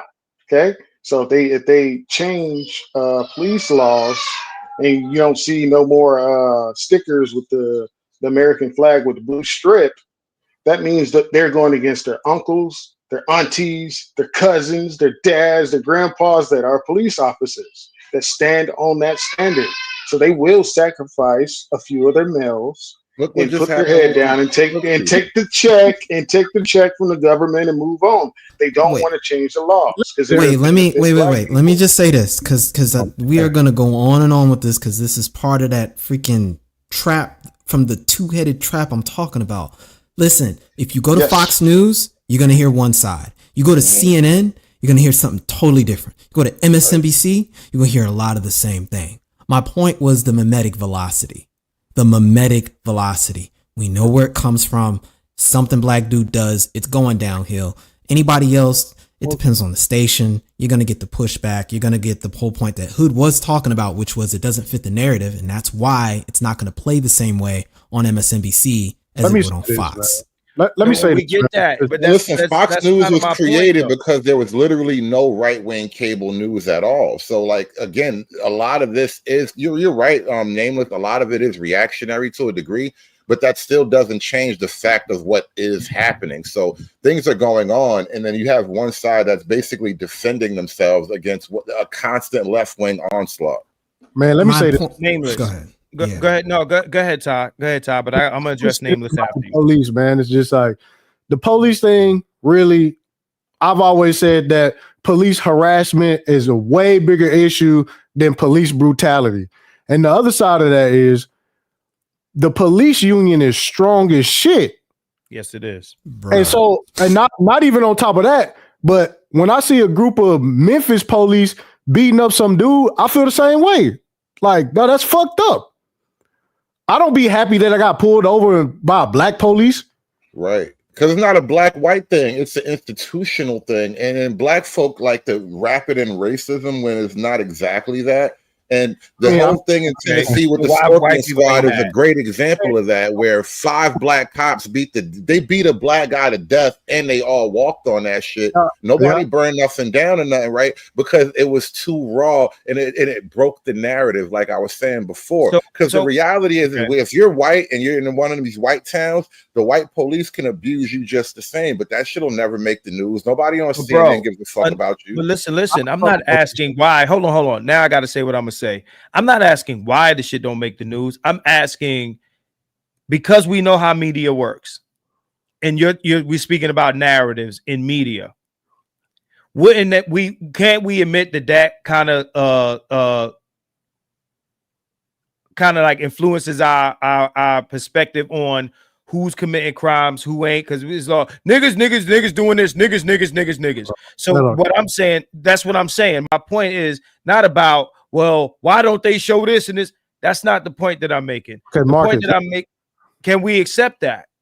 Go ahead, Well, Ty. no, because the media is double-minded. But go ahead, Ty. I'm gonna come back. I just want to throw this out there too. What you were saying, Marcus? No, we don't have the power to cherry pick one situation and politicize it. You know what I'm saying? I know that. That's what I'm saying. So it's not us creating the narratives. No, it's definitely not. What I'm saying is, can black people who are seeing the news and thinking, well, because I'm always seeing niggas, it must always be niggas, admit to some degree that their worldview is being influenced by that narrative that the media is creating? Why is this not crystal clear what I'm asking? Why? Well, like I said, the media is double-minded in the sense that the news reports on like activities that, you know, you're explaining the news to me. That wasn't my question. Let me make my whole point though. I'm going somewhere. Okay, make your point. I'm listening to you. So the news explains how, you know, real shit that happened in the world, right? But then you have the other side of the media, which is like fiction and fantasy, telling you that, you know, black people will do everything great. And the news, I mean, the media gave you your first black president before you had an Obama. And so the media glazed the hell out of black people. And so there's a duality to the broadness of what you're calling media, bro. So the media does have to have. Hold on. You didn't answer my question like I figured you wouldn't. I'm going to ask again. Sorry, Ty. I'm going to ask you again. Can we admit that the media is shaping our perspectives on shit? Yes, it answer does. that. Yeah, absolutely. That's all I needed you to do. Ty, go ahead, bro. I don't think that. Also, don't forget your question you have for me. Me? I don't. Yeah, I don't. go ahead. I don't think the got it already. Shit. I don't think the media is shaping anybody's perspective. I think you got pandering to this ideology, pandering to this ideology. That's what I think going on. Of course, I agree. It's more confirmation bias than confirmation bias. Yeah, I don't agree with Ty City on this because if you are a MSNBC CNN person, you don't give a fuck what they say on Fox News. You never hear it, right? So I don't think that. But I'm talking about the people that's watching the news, not the people that's creating it. Yeah, but what I'm saying, I'll just say me. What I'm saying is people seek out the media they want to hear, they want to see.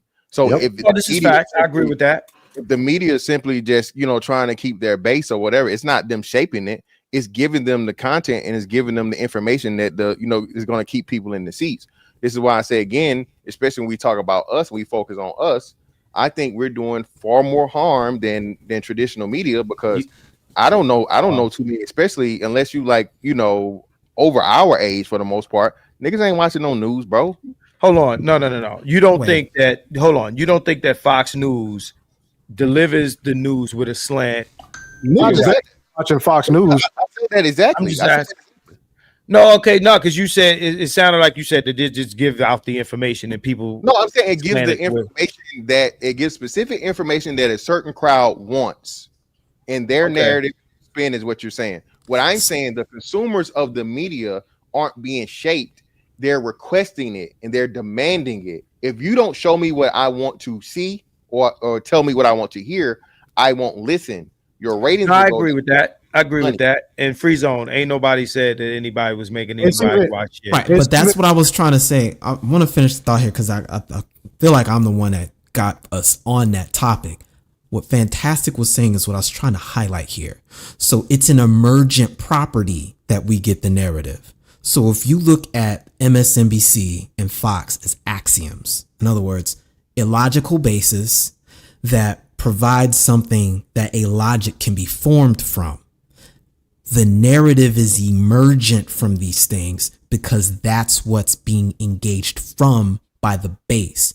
Because if you don't have viewers, if you don't have ratings there, if you don't have people watching this stuff, they're not going to curate the stories to fit what their audience wants, which is why you've got social media that bypasses a lot of that. Because instead of going onto a channel somewhere, you just go to wherever you want on your search bar, and the It's even worse. algorithm will literally provide for you the stories based off your search history, and it'll base it off of a behavioral profile. These algorithms have gotten so specific that they can start anticipating your ethnicity just off of the type of things you're looking for. It's even worse than social media with the algorithm because it locks you into a left or right, a far right. You know what I'm saying? It'll lock you into that shit. And then, but the last thing I want to say, just to highlight that, is because the emphasis is engagement. It doesn't care, it just wants clicks. But go ahead, fam. I get it. So what I'm saying is, so are we saying that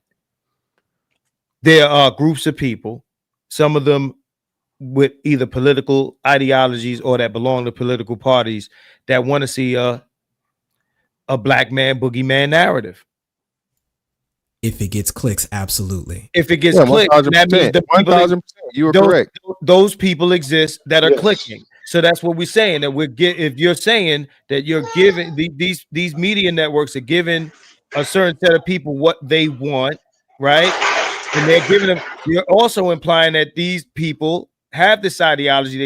They see a certain a demographic this way, and that's what generates the money. So you give that to them. It's just like what we say about Tyler Perry and what he sells to women about black men, right? So if we're gonna have that discussion and understand it and admit it and agree on that, then we also have to agree that that's what they do in these political channels, right? Yeah, that's what everybody says. So then we can't also pretend that this shit is not a thing when we speak on it. And you understand what I'm saying? Like when we're talking about these people that are existing, with these ideologies and how they see certain demographics. A lot of gaslighting happens. But listen to me when I tell you, a lot of people that I know personally, they didn't even know who Charlie Kirk was.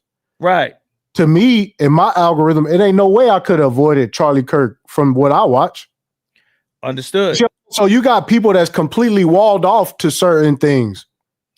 I got you, but that's because they were looking for it. No. That's because it confirmed what they wanted to see. Right. Okay, but they have to inform the algorithm what they want to see at some point. At some point. Right. So that's the point what I'm saying. So you look for shit and we give you more of that shit you was looking for. No. We give you only that shit. No, understood. But you have to look for it to begin with. Right. So sometimes algorithm don't know what to give you until you tell it. Yeah. So sometimes like I'll freak the whole algorithm up because if I look at something, I know what I just watched was some far right shit. And I know that what some new channel is gonna throw my shit off. And next thing I'm watching all kind of wild shit. I have to go back to the other side. All right, look, I gotta catch up with Super Chats. Adric says, no, let me go back to here. Before you read Super Chats, I gotta drop out anyway, bro. It's been good chopping it up with y'all, but it's been a long conversation and a long day for me anyway. So I'm gonna bow out right here at this point. No doubt. It's been great politics as usual. This has been a great conversation. Nobody brought up slavery or reparations at all. Nobody brings up slavery. Why people keep mentioning slavery? The guy to break the seal and run. Well, y'all niggas can argue about slavery now that I'm gone, bro. But y'all have a good night, man. Hey, conservative man. Today I have to say I respect you just a tiny bit more, man. You done leveled up. Nah, don't say that too fast. I told you niggas, man, I had to earn this shit. I've been at this for a while. I've been learning, I've been studying, I've been training. You're gonna make this motherfucker say something wild. Listen, I appreciate you for jumping in because we about to wrap it up anyway. We've been here for 3 hours, so we did.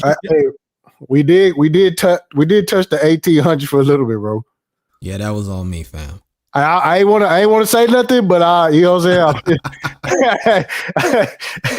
saying. Y'all do what y'all do. So I'm gonna read the super chats. It was actually one more thing that I wanted to touch on, and I'm trying to remember what it was. But let me get through these super chats. Detroit 313 says, "Who's this Jasmine Nightmare chick?" This Jasmine Cashmere. She's a porn chick. Okay. Thank you for the super chat, Adric. Legal discrimination set FBA back. No comparison. All right. He also says that's what racism is, institutionalized. And Adrian Hicks says they're also wasn't any left-wing media as well prior to Fox News. The deletion of the fairness doctrine in 87 is what created Fox. So let me say something to that. Okay. Because AM radio was like the big news thing back then. That's where you get your Rush Limbaughs and all of them from. So Sporadic says the power of big mass media is generally Caucasoids. Whites subcategorize themselves. How you pronounce this? Groyper, Lone Wolf, Antifa. Blacks get blamed as and I wanted to touch on that. He's right. I wanted to touch on that. Thank you for bringing this up.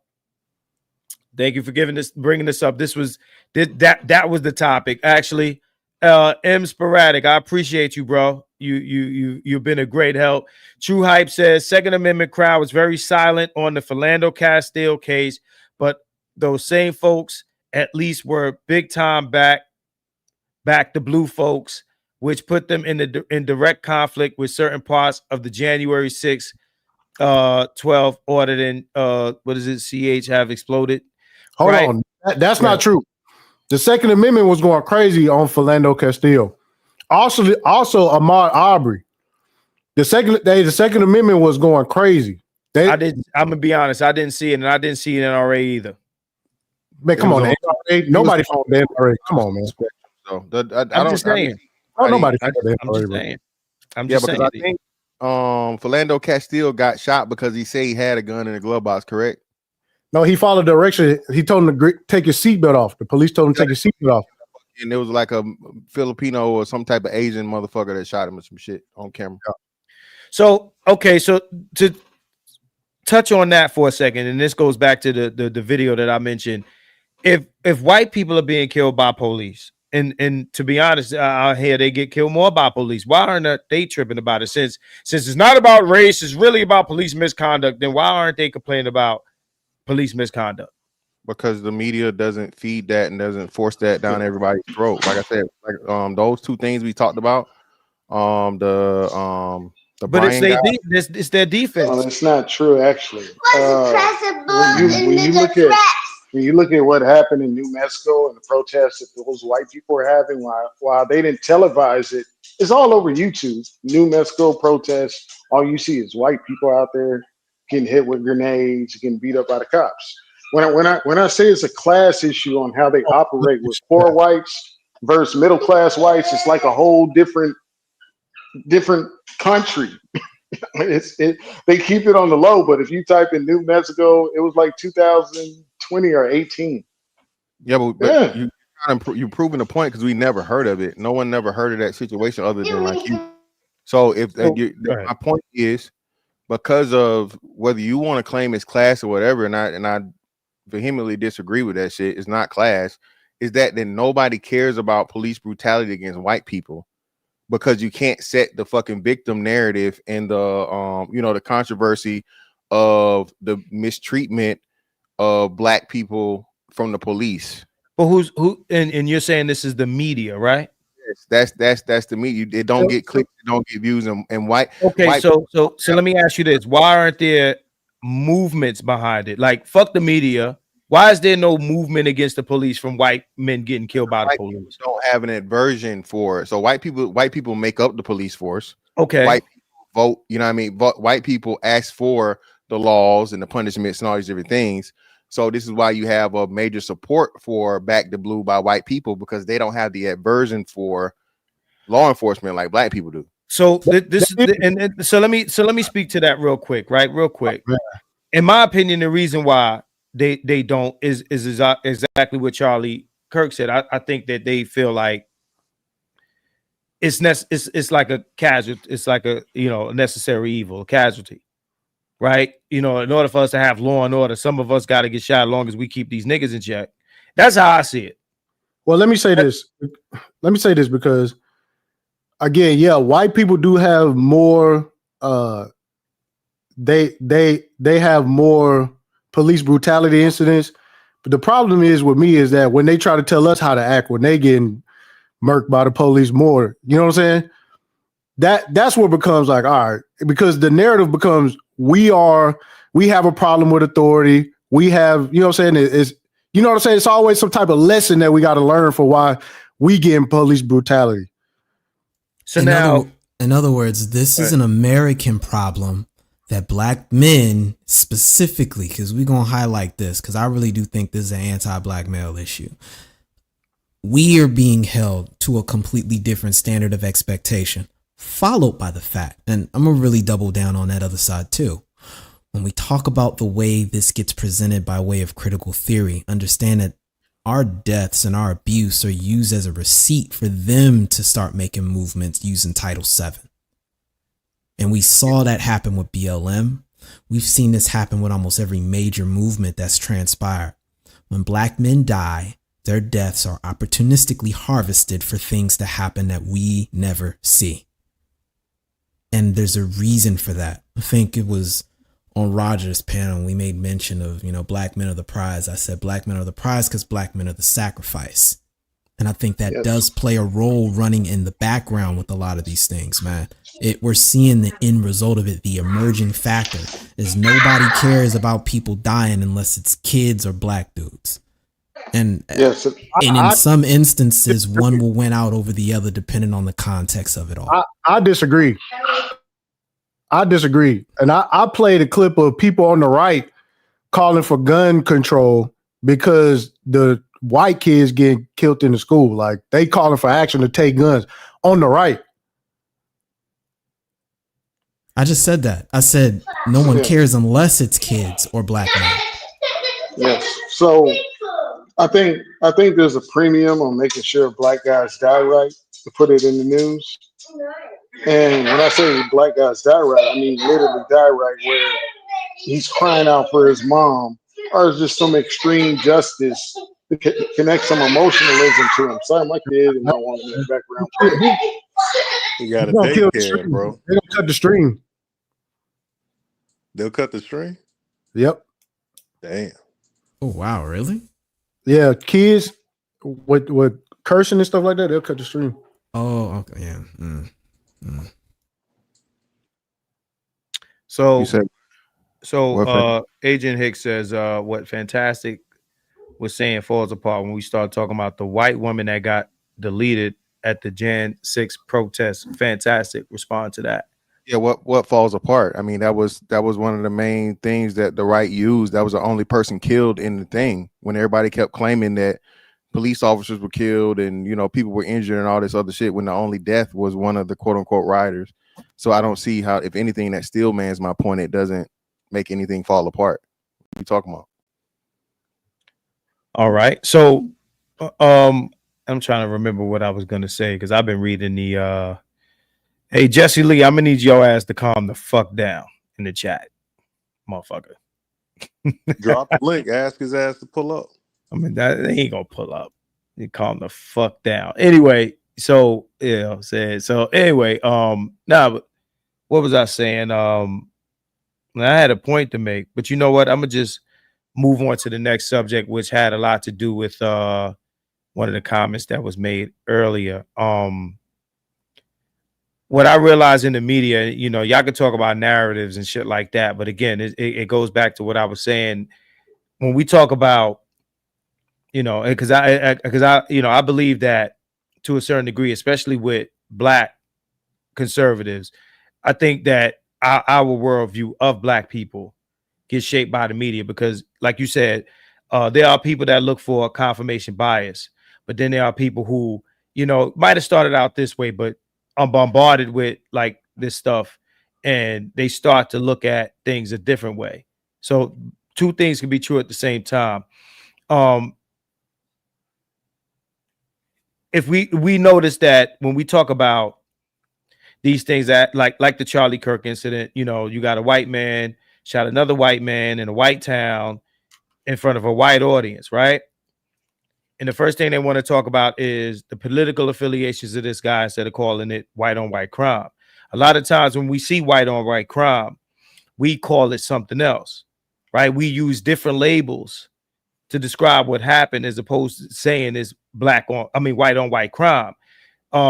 With black crime, this doesn't take place. It doesn't matter if, you know, if you stepped on my sneakers or if it's gang violence. We don't say it's the you know, gangster disciples versus the you know, their ops or whatever the fuck. I forgot the other name of the other gang, right? We don't say blood versus Crip. We say black on black.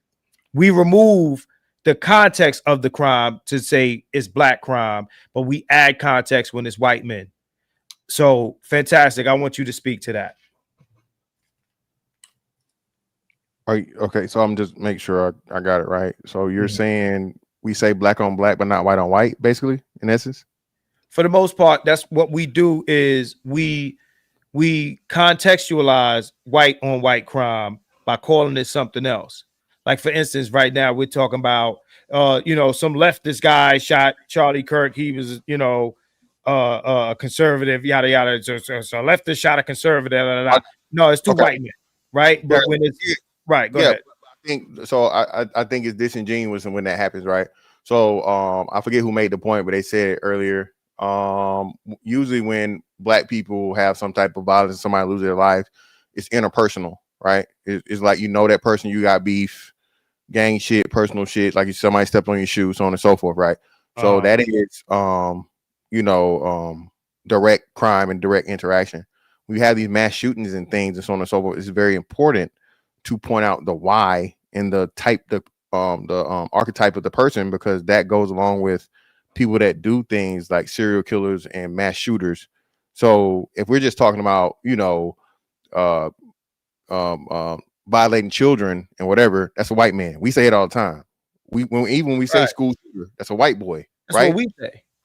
Well, but again, I think it's a part of, we don't know what what conversations white people are having. I don't, you know, I don't participate to listen to them have those conversations. No, what I'm saying is, we talking about the media again, right? Right now, I'm talking about the media, and we could talk about whatever narratives that they want to spin. What I'm saying is that has an effect of how we view things, and I think that people don't want to admit that.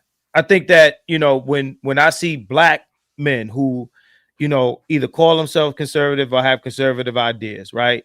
And I'm not saying everybody's like this.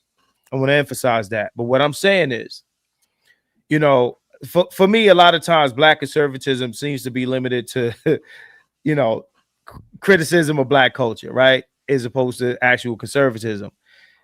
We probably won't have time to dive deep into that. But what I'm saying is, in the media, when they show a crime story and they call it something else other than white on white crime, you tend to not associate crime with whiteness. But if you're saying black on black crime and remove the context from that, you tend to associate crime with blackness. And that's the difference that I'm making here. Okay, so you're saying the actual term black on black crime is used more so in the media, and white on white crime isn't used at all. Is rarely used. I'm not disputing. I agree with you. So I agree with that premise. Yes, I agree with that premise. But then too, like you said, when you get into it, we have to have a realistic conversation and understand that, again, we're overrepresenting in violence. So when you have a very in the media, well, that's what I'm saying. So, and again, in the media, we don't control the media. No, yeah, but clicks and views. So if your audience on either side is going to turn into, there they go again, what are you going to promote?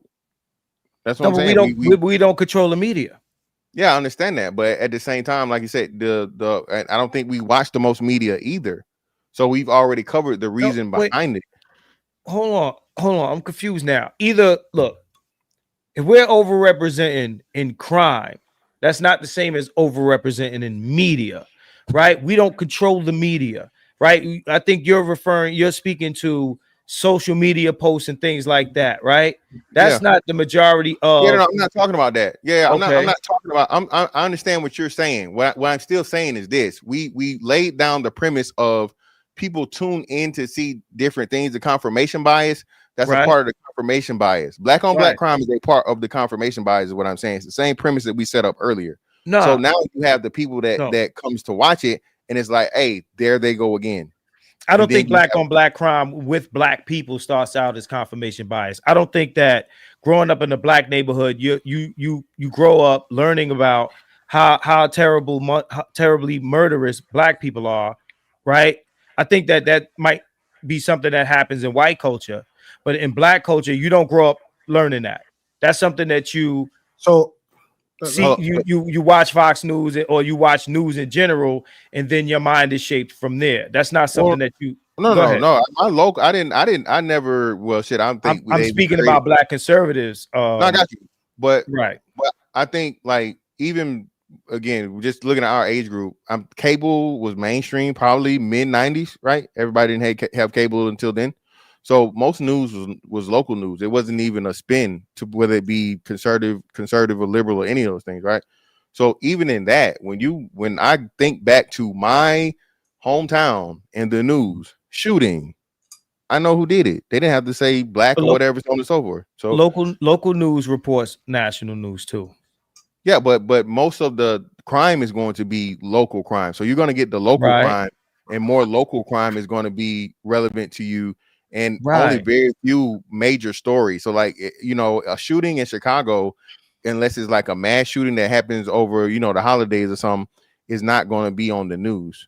Shootings happen in Chicago every fucking day. But we can't say that these national news stories are put out there to spin a narrative and then take that out of the context of this conversation and make it about local news, bro. Like whether it was on TV or whether it's on Fox Network or MSNBC or any of this shit, mass media is mass media, and that includes local news, and they cover national news stories. A lot of this shit that we're talking about, whether we want to talk about Trayvon or Mike Brown or any of this shit, didn't happen in any of our hometowns. None of this shit happened anywhere near me. So what I'm saying is, when we watch the collective amount of mass news media, this is what we see, and it affects how we view our own people. We start to think that not only do we make up most of the media, but we make up most of crime, and that's when we start getting the talking points coming from black people that, oh, we need to do this and do this and do this, when these crimes. And I think Nameless, we were on a stream just the other day, was basically saying that there are people that are more violent than us in America, and none of that shit gets talked about. And because it doesn't get talked about, we in our minds view ourselves as, you know, the cream of the crop, fucking criminals or murderers. Nameless, I want you to speak to a little bit of the conversation that we had the other day about the different demographics and how violent they are. So just to contextualize that, like, I get what Fantastic is saying, and I get the point you're highlighting with that as well, which goes back to what I was saying before, fam. The overwhelming majority of this is a matter of perception that's born from people's intrinsic bias because of what they've been fed. But the problem is, this has been the case since even before the 90s. So it's why I said what we're dealing with is a form of anti-blackness, because when you look at the absolute numbers, the actual crimes that are being committed correlate far more to your location and income level. And when you break down the violent crime statistics per 100,000 people, it's not even black people at the top at all. But let the narrative tell it, and let the associative connection tell it. We make up a larger majority relative to our numbers. The catch, I will say, is that is true. Let me rephrase that. That ends up telling a different story when you look at where black people live. So we live primarily in cities and urban locations in the immediate suburbs, which is consistent with where you see some of these things with any other demographic that lives there as well. And these numbers just fall completely to dust once you get out to the general rural areas or anywhere outside of the immediate suburbs. The numbers change.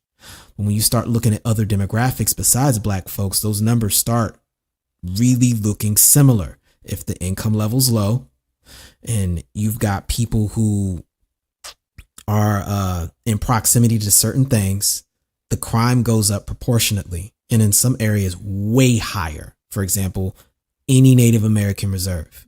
And when you start following them, for example, it blows people away. You go to places like Alaska, you would never consider that. Places like New Mexico, The per 100,000 is crazy. But again, it matches income and location.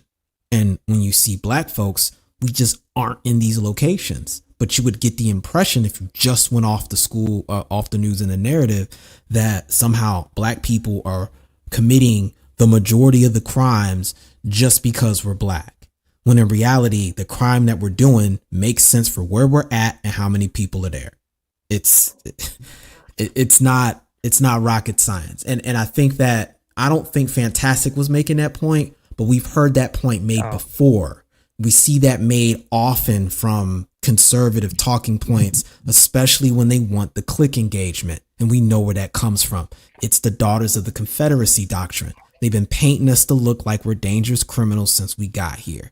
So if we understand the playbook, just realize that that's what's being amplified by social media and this technology. It's an enabler of these things. It takes advantage of splits and cultural, I'm going to call them cognitive grooves that have already been there. Let me read some of these super chats. True Type says, there are small movements against 12 from different people, like the Auditor channel on YouTube, and total BS like civil asset forfeiture, no knock warrants. All right. Detroit 313.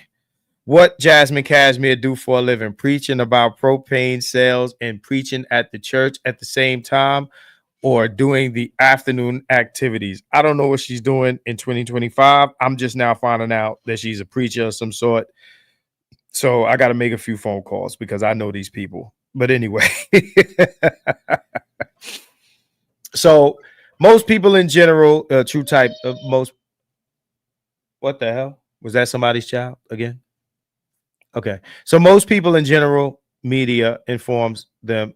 Most people in general, media informs them, but because of distrust and knowledge of history, more people aren't as willing to just believe everything the media puts out. Example, boomers got most info from the TV. What I'll say to you, True Type, is it depends on what they're being told and how much they want to, like Fantastic said. I do agree with what Fantastic is saying about confirmation bias.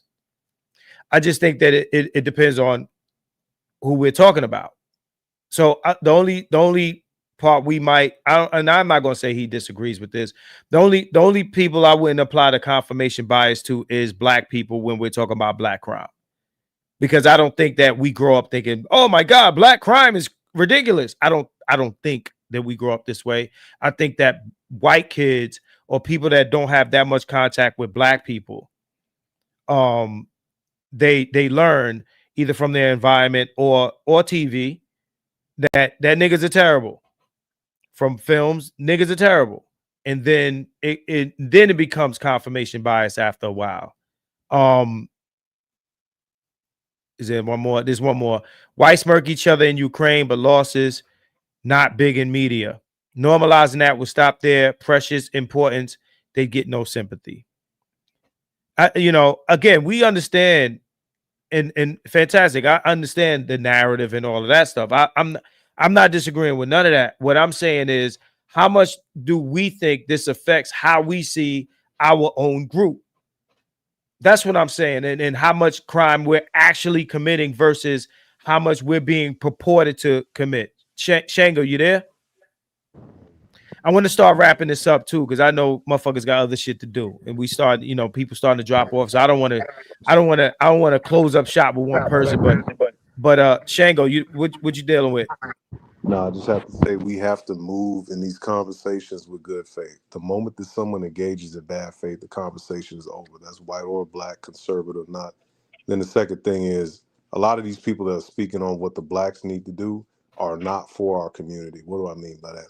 And I'm not an apologist for negative attributes and negative activities in the Me community. neither. But I agree with you 100%. But the people that stand up and say these things, number one, most of them are non-FBA. That's number one. They have no personal investment in the growth and development of black people, whether it's black, male, or anyone, other types. Then on top of that, you have people who may be FBA, but also do not have a personal investment in the community, right? So you have a lot, or you can just pick out one of these white people. They don't give a fuck what happens to us. They don't really care about what happens. That's a talking point used as a wedge issue to attack the blacks. and scapegoat the blacks instead of dealing with their own issues. So if you don't operate in good faith, the conversation is over. And in my opinion, you should be hostile to people who do not argue in good faith. But anyway, I appreciate it. I'm as I just want to say this to him, and I'm gonna let you jump in. And like I said, we're gonna start wrapping this up. Y'all know me. I'm not interested in the community. I'm interested in black men, like not in Paul. no, you good, bro. You know what I'm saying? I'm interested in the forward movement of black men and for black men to dodge. I want black men to win. I feel that. Right. That's where I'm at with it. And you know, whoever wants to be community minded could be community minded, but typically community minded comes at the expense of black men. And I stand on that shit and you know, consistently. Fantastic. You was about to say something Yeah, to what he said. Well, unfortunately, brother, you don't give a fuck about the community. You're not invested if you don't worry about black men, because the black community entails black men, black women, black children, all these different things, right? And it's crazy to me. I don't know how you can not be invested as a black person especially if you have black children. And I think what happens is a lot of people are too emotionally immature and can't take honest criticism to the shit that needs to be fixed, because they can only think that it's a white man's talking point or a white man's view, and not a black man that fucking lived the life of a black man and seen niggas doing nigga shit and just be tired of it and then give his point of view, right? I can't speak for conservatives. I can just speak for me. A white man has never put any fucking idea about what niggas do in my head. Okay. I lived it. Right. I'm from Macon, Georgia. Right. At one point in time, one of the most dangerous motherfucking places in the goddamn country. Okay. I seen the shit. All right. So I don't need no white person to motherfucking tell me what niggas to do. All right. And I've been up and down the fucking East Coast. I live in Jacksonville, Florida right now. Okay. I've been around this nigga shit. So the disingenuous part of it in the bad faith fucking conversation is a nigga claiming that, oh, the only way you saying shit or the only reason you saying shit bad about niggas is because the white man told you. No, I didn't say that. That's not what I'm implying, but what I would counter with that faith argument. I think that anybody in any, I think that most people that live anywhere are going to see their race of people do crime. What I'm trying to understand is you're making the point that I'm saying though. Keep it 100. You making my exact point, and that's why I brought up. I wasn't trying to run away from the point you was making earlier. Way before we had any type of national news, you had local news first, right? So I can't. Can you name outside of the most national stories I can think of crime when I was a kid would have been Rodney King, OJ, Columbine, the crazy motherfuckers in Texas, the Waco situation. There were very, very few killings or whatever and so on and so forth, violent crime that I even knew about, is what I'm saying. Most of the shit I knew when it came to violent crime amongst black people was shit that I heard about on the news from close to me. So what I'll respond to that with is, again, in my time working in the prison, I lived in a small white town and I seen crime happen up there. Drug use, rampant alcoholism, and murder suicides, right? In the short time I was up there were 2 murder suicides, one a man with his wife and a woman with her child. And I knew both of these people. The woman who was killed by her husband and then he killed himself, I worked with her at the prison. And then the little girl that the one of my co-workers, his kid's mother killed herself and the little girl in the car, right? I knew the little girl because we went out to eat on her birthday, right? So what I'm saying is, I'm sure that if I stayed there longer, I would see more of that shit. And my point is this, right? I don't think that these people are looking at that crime, those crimes that are happening up there like, well, damn, white people need to get our shit together because all this crime is happening up here. But I tend to hear niggas saying that as if niggas own crime, right? Of course, there's crime that happens in our community, We can say that. The white man can say that. And like Nameless said, the Native American can say that. But only niggas is acting like we are predisposed to crime and we got to do something about niggas. Mind you, I'm not making an, like Shango said, I'm not making an apology for crime. I hope that's not what it sounds like. What I'm saying is, I don't like the idea. I don't like the idea that we are believing that we are like the biggest criminals in this motherfucker, because we're not. I'm just speaking to the factual side of the situation. I understand what the perception is and what the narrative that's spun by the media is. And then a lot of us, I mean, shit, I'm from Brooklyn, New York. I've seen a lot of niggas get shot, right? Not in front of me, but you know what I'm saying? Like, Yeah, I know the news, you heard about it and shit. Yeah, I got you. Yeah. right. Or, The shit might have happened just before I walked up. I walked outside and seen them up. This is way back in the day. I see Dread get thrown out the motherfucking window. I'm not saying crime don't happen in the hood. What I'm saying is that we don't own crime. The crime, like this black boogeyman shit is annoying to me. And to hear niggas say it is even more annoying. I expect white people to do white people shit and say white people shit. But when niggas do it, it's particularly annoying. That's all I'm saying. Yeah, but I think that's the thing though. I don't think we're in the room with white people having white people conversations and grievances. Yeah, just like they aren't really in the room with us. So to think that they're not having these conversations, we think we're not there to hear them. Because I've actually seen white folks get in an argument about a motherfucker, one white person thinking the other white person's white trash. I've seen these shits fucking, brawls and shit start, right? And I think your story, not your story, but you know what I'm saying, your experience of working in the white town as a what's name gives you something that most black people never get to experience, is what I'm saying. So you have a lens that, so that's what I'm saying. A lot of this stuff is based off of direct life experience and what you're limited to outside of the media, right? Because for most white people, I do agree, and that's why I said I still agree with your opinions. You saying the big bad boogeyman black criminal is some media shit that they play upon and they feed it to the dumbass white people that's scared of niggas, right? Yeah, but we do. What I'm saying is this happens in the black discussion where we start saying what the white folks are saying, and it's like, oh, we must be them niggas that they saying we are. Like that's what I'm pointing to, right? Yeah, but so, I'm gonna say this. I'm gonna bounce, bro. I'm gonna say this right. That's the only my point of contention is what I'm saying is this.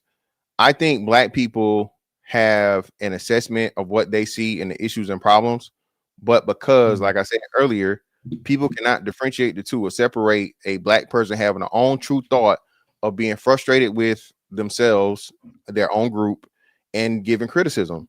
It's immediately going to be, oh, that's some racist shit. That sounds like some coon shit. That sounds like some shit that white people say. So no, motherfucker, I'm in Brooklyn and I'm tired of you motherfucking niggas. I can't get on the train without niggas, you know what I mean, looking at me like they want to do something. So so let me ask you this. If crime is across the board, when does crime become you niggas? Like you understand what I'm saying? Like I got you. It becomes you niggas. It becomes you niggas when the niggas are affecting the black people, when it's bleeding over into the innocent, right? If you in the game, you're in the game. Everywhere. It happens everywhere. And I'm not denying that. And that's what everybody. But when you say you guys say you're not defending criminality. When you do that, you are. When you're dismissing it, saying that everybody does it. No. Because you make it about black people. What I'm saying is this. So like I want to throw you one more example because I know you about to bounce soon. Like for instance, if I come to some white event and they start late, nobody says this is CB time, right? Motherfuckers is late all the time, right? But then we make it lateness about being black, right? So it's just like those types of things in our culture where it's like, if it's black, it's even a bigger pronounced more. If people think that culture or that different things in our society don't affect how they view things. They really think, mind you, bro, I understand. Yeah, you have experiences. I got experiences, right? But why isn't crime just human as opposed to, oh, the niggas, I'm tired of niggas in their crime, as if you can escape crime by getting away from niggas. to be honest, I'm gonna tell you this. It's a class thing. You go to where motherfuckers are struggling, poor, and this and that and the other, you're gonna see some crime, bro. That's all I'm saying. Like, go ahead. So now you create the slippery slope of where like, you know, most of poor people criminals. Of course not, right? I'm not saying that either. Well, but that's the argument that has to. We have a debate, you have a discussion. That's when you make that statement. That's the argument that has to be had. So again, we know there's a very, very small percentage of crime that represents any group, right? For us, it's less than 2% overall, right? Are all of those people poor? No, it's not all of them. Probably most of them. But even out of that is what I'm saying. The vast majority of poor people aren't violent. The vast majority of poor people aren't criminals. You're but wait, look. Let's just put some. Go ahead. I want to put some. Go ahead. I'm gonna say this real quick. You're saying most poor people aren't criminals, and that's not what I'm saying. I'm saying a lot of crime comes out of poverty. It doesn't mean most poor people are criminals. It just means a lot of crime comes from poverty. A lot of crimes that happen in the hood is from poverty. Doesn't mean that most people are criminals. No, you understand the semantics that's taking place here. Yeah, I do. But and that's what I'm saying. This is where I completely, totally agree. And that's the fucking excuse. The majority of crime comes from criminals. Majority of crime comes from ain't shit niggas that want to motherfucking take advantage of people that are doing the right thing. That's where the majority of crimes come from. When you make an excuse when over 90% of fucking people that are poor aren't fucking criminals, that's a horrible argument. It's a straw man you're doing. It's not a straw man. I'm not. So let me say this. Let me say this because this is tied directly into what we're talking about, man. When we're talking about absolute numbers, only 25,000 people are dying a year from crime in the first place. There are more people that are more likely to die on slipping down the goddamn stairs. There you go. Yeah. So like I just don't. What we're talking about is the mimetic influence of the image of this crap. Yep, that's what we're talking about. Damn the numbers. Dude, that's why I brought up the Dunbar effect earlier, man. If you understand the Dunbar effect, human beings are only really calibrated to have so many relationships intellectually, and technology is taking up so much of that bandwidth. So once a perspective is created, that perspective has inertia. It's not difficult to continue that impact. So the amount of crime that occurs, that's where that narrative actually matters. And so you can create this idea where black people are affiliated with crime, even though we're literally talking about less than 500 people per 100,000, which is, I just want to bring this back to the mimetic velocity. And it's tied into, again, the fact that we've got this in-group, out-group dynamic, and that's all this is. The fact that race is this artificially created ridiculousness that's predicated on a group of people having recessive genes, and we just so happen to have the dominant ones. And due to the fact that men have the ability to get multiple women pregnant, that's the origin of all of this stuff. And we've got all of these emergent behaviors of us being hyper focused on it, regardless of what we're doing or not, because we know everything we've talked about is an American issue. The bottom line still remains that our mimetic velocity for these things is way higher than anybody else, bar none. And it's disproportionate to who we represent as a demographic, with us being basically 6% of the population. 6%. Yeah, for black men, yes. Rael is here. I want him to say something. You gotta keep it brief, bro. I want you to jump in this conversation real quick because I know you want to. Let me say, hey, I greatly appreciate you for inviting me, bro, and having me. I left that joint in the back in the private chat for the information you was talking about, so you can look it up. You talking about old girl? Nah, I put that on the screen already. You ain't see it? Yeah, okay, bet for sure. But hey, man, y'all, everybody have a good night, man. Appreciate you for having me again, brother. Holla at you. I appreciate you, man. Now, I'm gonna say this real quick before Ryle comes in. One distinction I want to make, that the difference between somebody like Fantastic and the typical person that calls himself conservative. Like he said, when he talk about black people, he say we. I noticed that a lot of black conservatives be y'all this, y'all that, like they ain't black or some shit, right? And something that Leon was, I think it was Leon who was talking about earlier, is like motherfuckers act like the shit that will go down doesn't include them. Or matter of fact, no, that was Ty. Ty was basically saying that when black conservatives speak, they tend to remove themselves from the equation, right? So like you got Jesse Lee that's in this motherfucker. He's talking about y'all niggas and you and you. Either he's saying you the criminal or you black. Now, unless Jesse Lee is a white boy, right, behind that fucking avatar, then nigga, you black too, right? And this is why I like to make people cam up, right? But at the end of the day, what I'm saying is what I'm trying to understand is why black conservatives often do that. They remove themselves. They talk about black people as if they not part of the group, and whatever they're talking about doesn't apply to them. Like, you know what I mean? And if who's that asking? Yo, this is Shango. You want to know That's why Shango. they do that? Go ahead. I'm listening. They're not from here. I'm telling y'all. Look into these people's You know what? Look at their last names. Okay. Look at their last names. I'm telling you, because I don't research this shit already. That's the other. Yeah. Okay. Mm-hmm. Okay. So Ryle, jump in. Peace. Marcus, peace of the panel. Lively discussion. Appreciate it. Oath.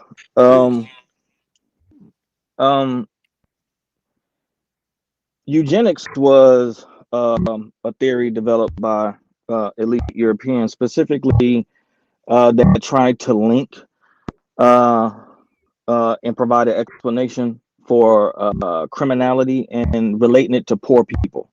So they were really trying to use eugenics as a way to justify a culling of the herd, so to speak. But specifically, this was not something that was utilized initially specifically for black people. This was for poor whites out of Europe. Okay. So the idea that black people are inherently evil or criminal minded, flies in the face of even the people who actually developed the idea of certain people having criminal traits. Okay. I was on a panel about a week and a half ago that Shango was on as well. And two of the cats that was on here, Hood Servative and Trey was on there. And when the shooting about Kirk was brought up, Gold P kept trying to get Trey to say what was the color of the person who was considered the actual shooter, and he would never admit it. Who was that? So this was Trey. That was on here earlier. Oh, Trey and NBD. Okay. Yeah.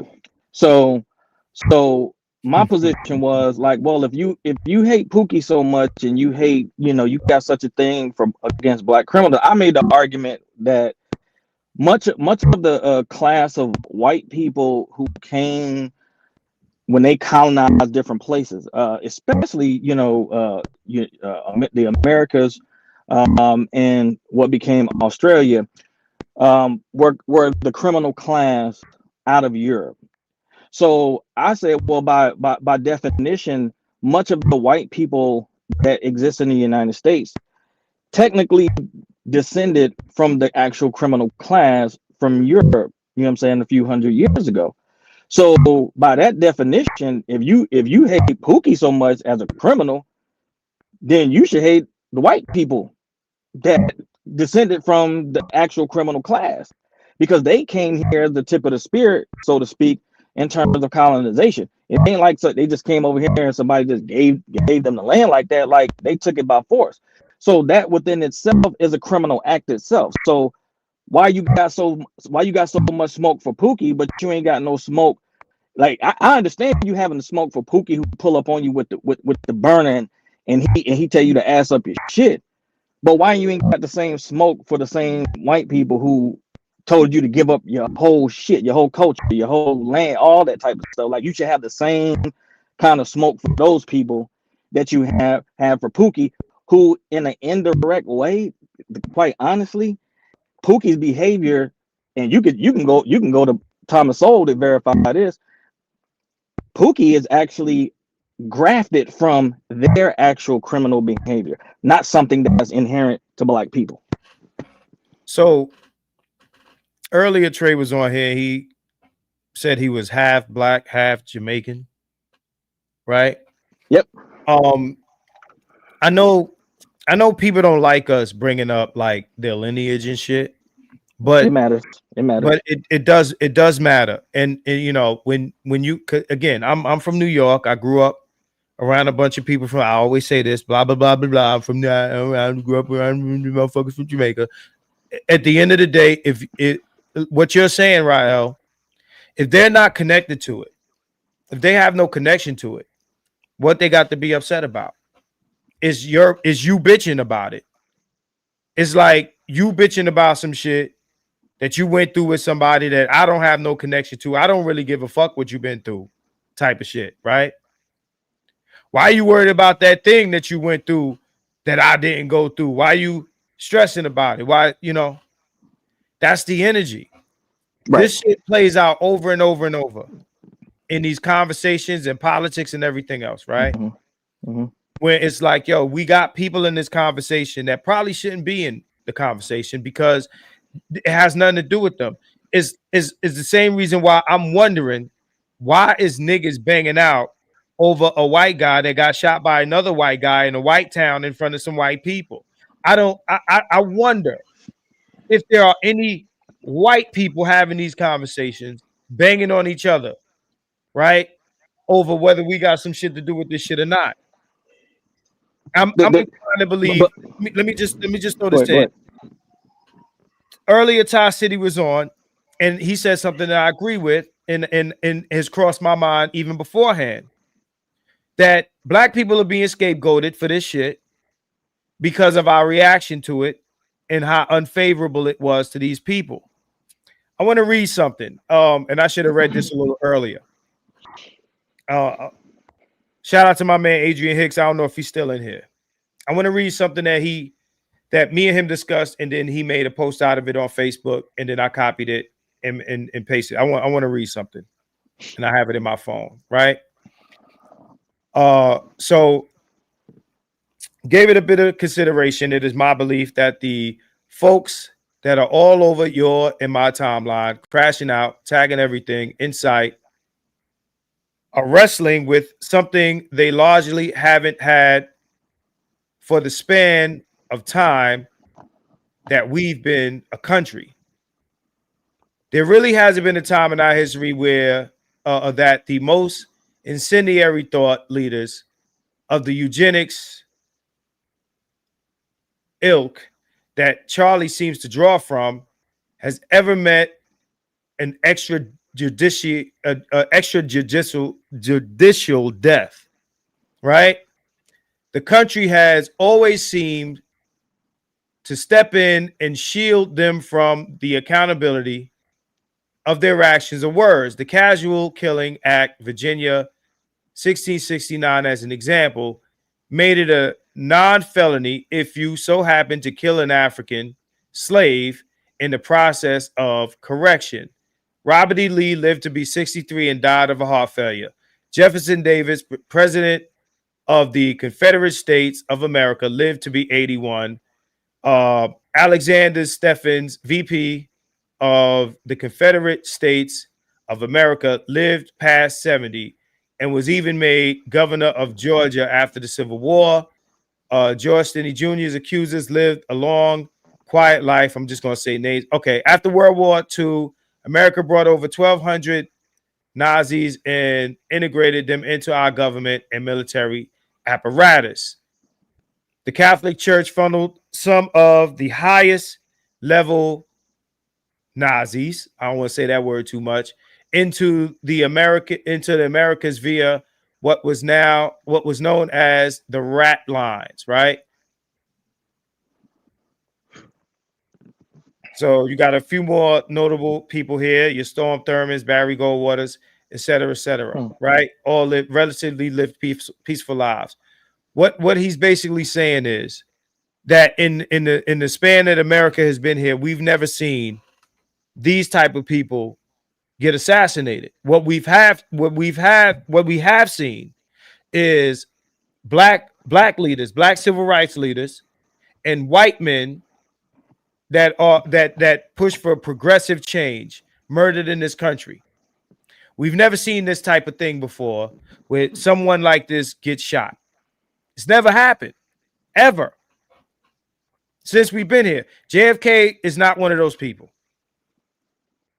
He's not one of those people. Why would you even type his fucking name? Are you is smooth brain, as y'all accuse me of being on Hood Services channel? That was a smooth brain reaction to what I just said, bro. JFK, get the fuck out of here, bro. No, JFK is not part of that.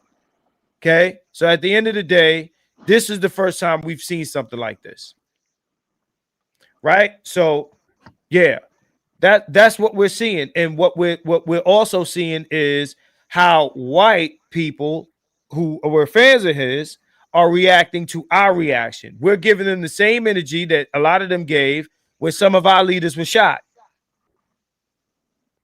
When our leaders were shot, we got the internet now. So that means motherfuckers didn't celebrate. Oh yeah, oh well. There was a lot of oh wells. Somehow we have to be morally, superior to these people who gave us different energy.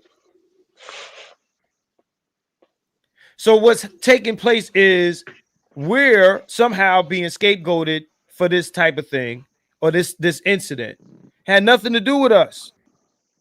Nothing to do with black people, but niggas are banging out with niggas over how we were supposed to react and show some sort of decorum. Niggas are banging out on other niggas behind this shit. But Marcus, I think it's a cover. I think it's on both. Okay, and I'm not one of these both sides type of people, but in this regard, it is a both sides argument. On the left and the right, it is the both sides thing. They're using this as a cover. You know what I'm saying? To get their shit off. You know what I'm saying? And what we have learned is that, especially from this foreign perspective, we have a lot of foreign interference, man, involved in FBA conversations. And I'm not saying that these people can't be a part of the conversation, but let's be clear. There needs to be shown some fucking respect to FBA and our history. Most of these motherfuckers have not done an iota of fucking research about what we have gone through. The reason why you know this is because a lot of these dunce head motherfuckers was literally looking silly when the 14th Amendment shit popped off. They literally thought like we was in the same position as them. It's like, damn, all these fucking scholars that we have, all these Dr. Clark, Leonard Jeffrey, all these different type of people, Francis Cresswell, all these different types of people who did all types of research that studied African history, studied the Caribbean, wrote books about it. All of these types of people who put in a lot of work, not just work.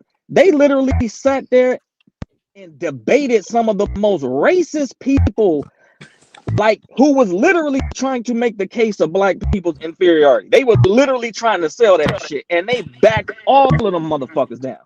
They backed them all down. These mothers don't even know about our history. They don't even take the time to really understand the history, what we've gone through, what we fought for.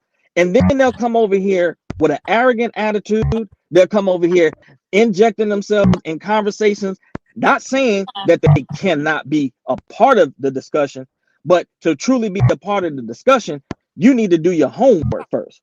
Many of us come from backgrounds where we was pro-black at one point. We studied a lot of stuff, man, when it comes to the Caribbean, to Africa and stuff like that.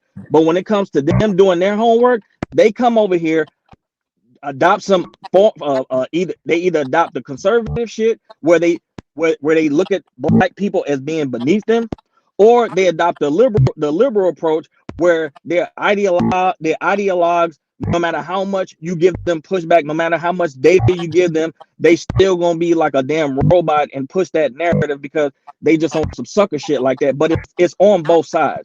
It's not just a right side, it's on both sides. They're not showing the proper respect. And I'm looking at if you from Africa, if you from Caribbean, I want to know your lineage. Somebody asked somebody on the panel earlier, like, about like what I think it was hood service. Yes, we do want to know what your lineage is, because that's going to a lot of times define your argument when you're talking about. And when we say FBA, I'm gonna make it very clear: Black American men specifically. That's who they really target a lot. So for me, I want to know the lineage, and best believe, if you go, one of the things that you will notice when you meet Africans, especially, a lot of times they want to know your lineage. They will ask you where you from, where your people, like, and that's how it used to be. We used to be that type of people to be like, where your people from? What we got away from that. That needs to be brought back, because they inject themselves in conversations that they don't need to be a part of, because they don't have the same agenda as us as a group. And a lot of times they take advantage of what we have fought for over here. They get in a comfortable position, and then they'll turn around and throw that. They'll take the ladder away, even though they're climbing the ladder off of our shit. After they get to a certain position, they'll remove the ladder, knock it down, so you can't come up. Even though they tried to blend in with you on some shit, and then when they get comfortable, they don't want to be connected to you. So I'm tired of Black people, whether it's Black males or Black females, being utilized in this manner, because at the end of the day, we're the ones that's left holding the bag empty all the time, when we constantly allow people to just come in and just be a part of it because they got melanin. Man, fuck all that. Yeah. Let me say this to Jesse Lee real quick. And right now I'm about to shut it down. Y'all got 1 minute. 1 minute. No problem. Each. I'll get 1 mine minute in each. real quick. And let me say this to Jesse Lee. Hey, I'm tired of motherfuckers using MLK as some sort of example. They killed the motherfucker. They killed him. Don't give me that he got plenty of respect shit. They shot the man. CIA, FBI. All this low, we love King. They killed them. Fuck is you talking about, bro? They killed them. They respected him. They respected him until they shot him, right? So get the fuck out of here with that bullshit, bro, about how much respect they got for King. They killed him. Okay? Fuck out of here, man. I'm gonna start with Leon. Leon, 60 seconds, bro. Ever since we had monetized content that people get views and get paid off of, we've seen more Black people take stances that don't align with actual reality. So when we talk about Charlie Kirk, nobody was watching his content. We've seen a clip or two of him that said, "Oh, he's doing the Jordan Peterson. He's doing the white guy from Canada talking to college students that we know haven't read anything, so they really don't know shit." Because we know what the school education has been for the last 25 years. So when I look at it, I'm not watching the videos of Black people crying or the Caribbeans or Africans crying. I'm looking at the numbers. And if I go to their other videos and it says 500, then I go to the Charlie Kirk and it says 1,500,000. I already know what it is. People are in economic turmoil, and they're picking anything to get the bag. And just to say, if you want to make money, you sell to white people. And that's just how I look at it. There's no, they don't care. They just understand to get the attention of white people, make a little money, and the rest of your videos have 500 views on them. And that's all I see. All right, next we're gonna roll to the next person. By the way, Donald Trump, federal agencies bar Black History Month and other special observances. All right, a number of federal agencies have banned celebrations related to MLK Day, Women's History Month, and other such observances to comply with Trump's executive orders. All right, so Jesse Lee, that's your response from Maggie. That link right there. Now, whole lot. But anyway, let me bring that down. We're gonna go down to my man Shango. No problem. Appreciate 60 y'all. 60 seconds, no brother. Doubt. No doubt. Gotcha. Appreciate y'all for having me on here, man. Shout out to the non-coons on the panel and in the chat. Fuck the coons, go to hell and die. But when it comes to this dynamic between white and black, really what it is white culture. You can go back to Europe and see this too. White or Eurasian culture is a narcissistic death cult. That's essentially what it is. I would encourage everybody to listen to Professor Sam Vaknin. He breaks down what a death culture is, and that's what we're living in now. So we have to be the interject made manifest for these people. That's why we're the scapegoat. So everybody was cooking. Shout out to everybody. I'm gonna catch y'all later. Appreciate you having me on. I appreciate you for coming again. I appreciate you for sending me that other link. We did the video on the Black Exile. I can send you some more too, bro. So just let me know. Absolutely. Yeah, absolutely. You got me on Facebook or nah? I don't have Facebook, but I got IG. Okay, so yeah, I'm on there. So I could put it in the back chat if you want. Yeah, do that. I appreciate you. No problem. All right. So next we're gonna think Rael, you got 60 seconds, man. Thanks for having me up. Good panel. Peace to the chat once again. I just say it like this, man. Like as black men, we gotta protect the greatness that we have established here. And when we really do our history extensively, not that public education bullshit, but do our own history, we'll see how truly great we are and why we get so much hate. I'll leave it there. All right. So you restart that.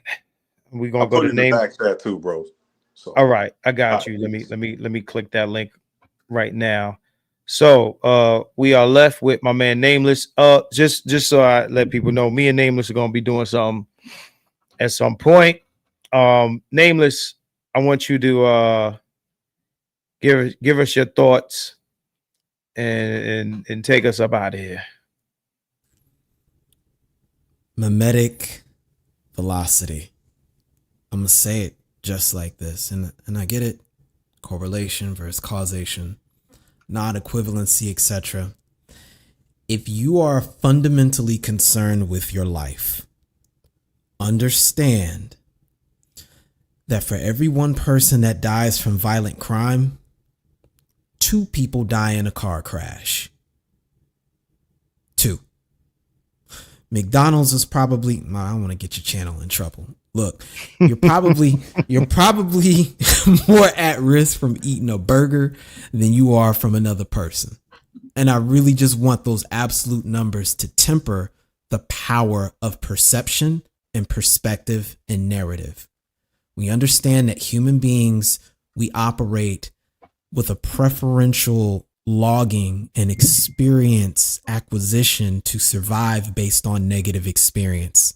And that same cognitive network is utilized to get you to click on things, to keep your engagement, and to maintain metrics so that you can become a data point through social media and any media that's been provided for you in the industrial first world. In other words, mimetic velocity matters. And there's a reason why all eyes are on black men. I dropped a link in the chat there for you so you can kind of take a look at how all these different organizations have noticed this. The same way we get targeted for the negative things is also the same reason why we get targeted for positive things. When you look at our representation per number, there's a lot of people who can name black men by name globally. They can't do that with other demographics of people the same way. That's for a reason. So Shango, your link is not working for me, just so you know. You know what? No. I just have to copy and paste that.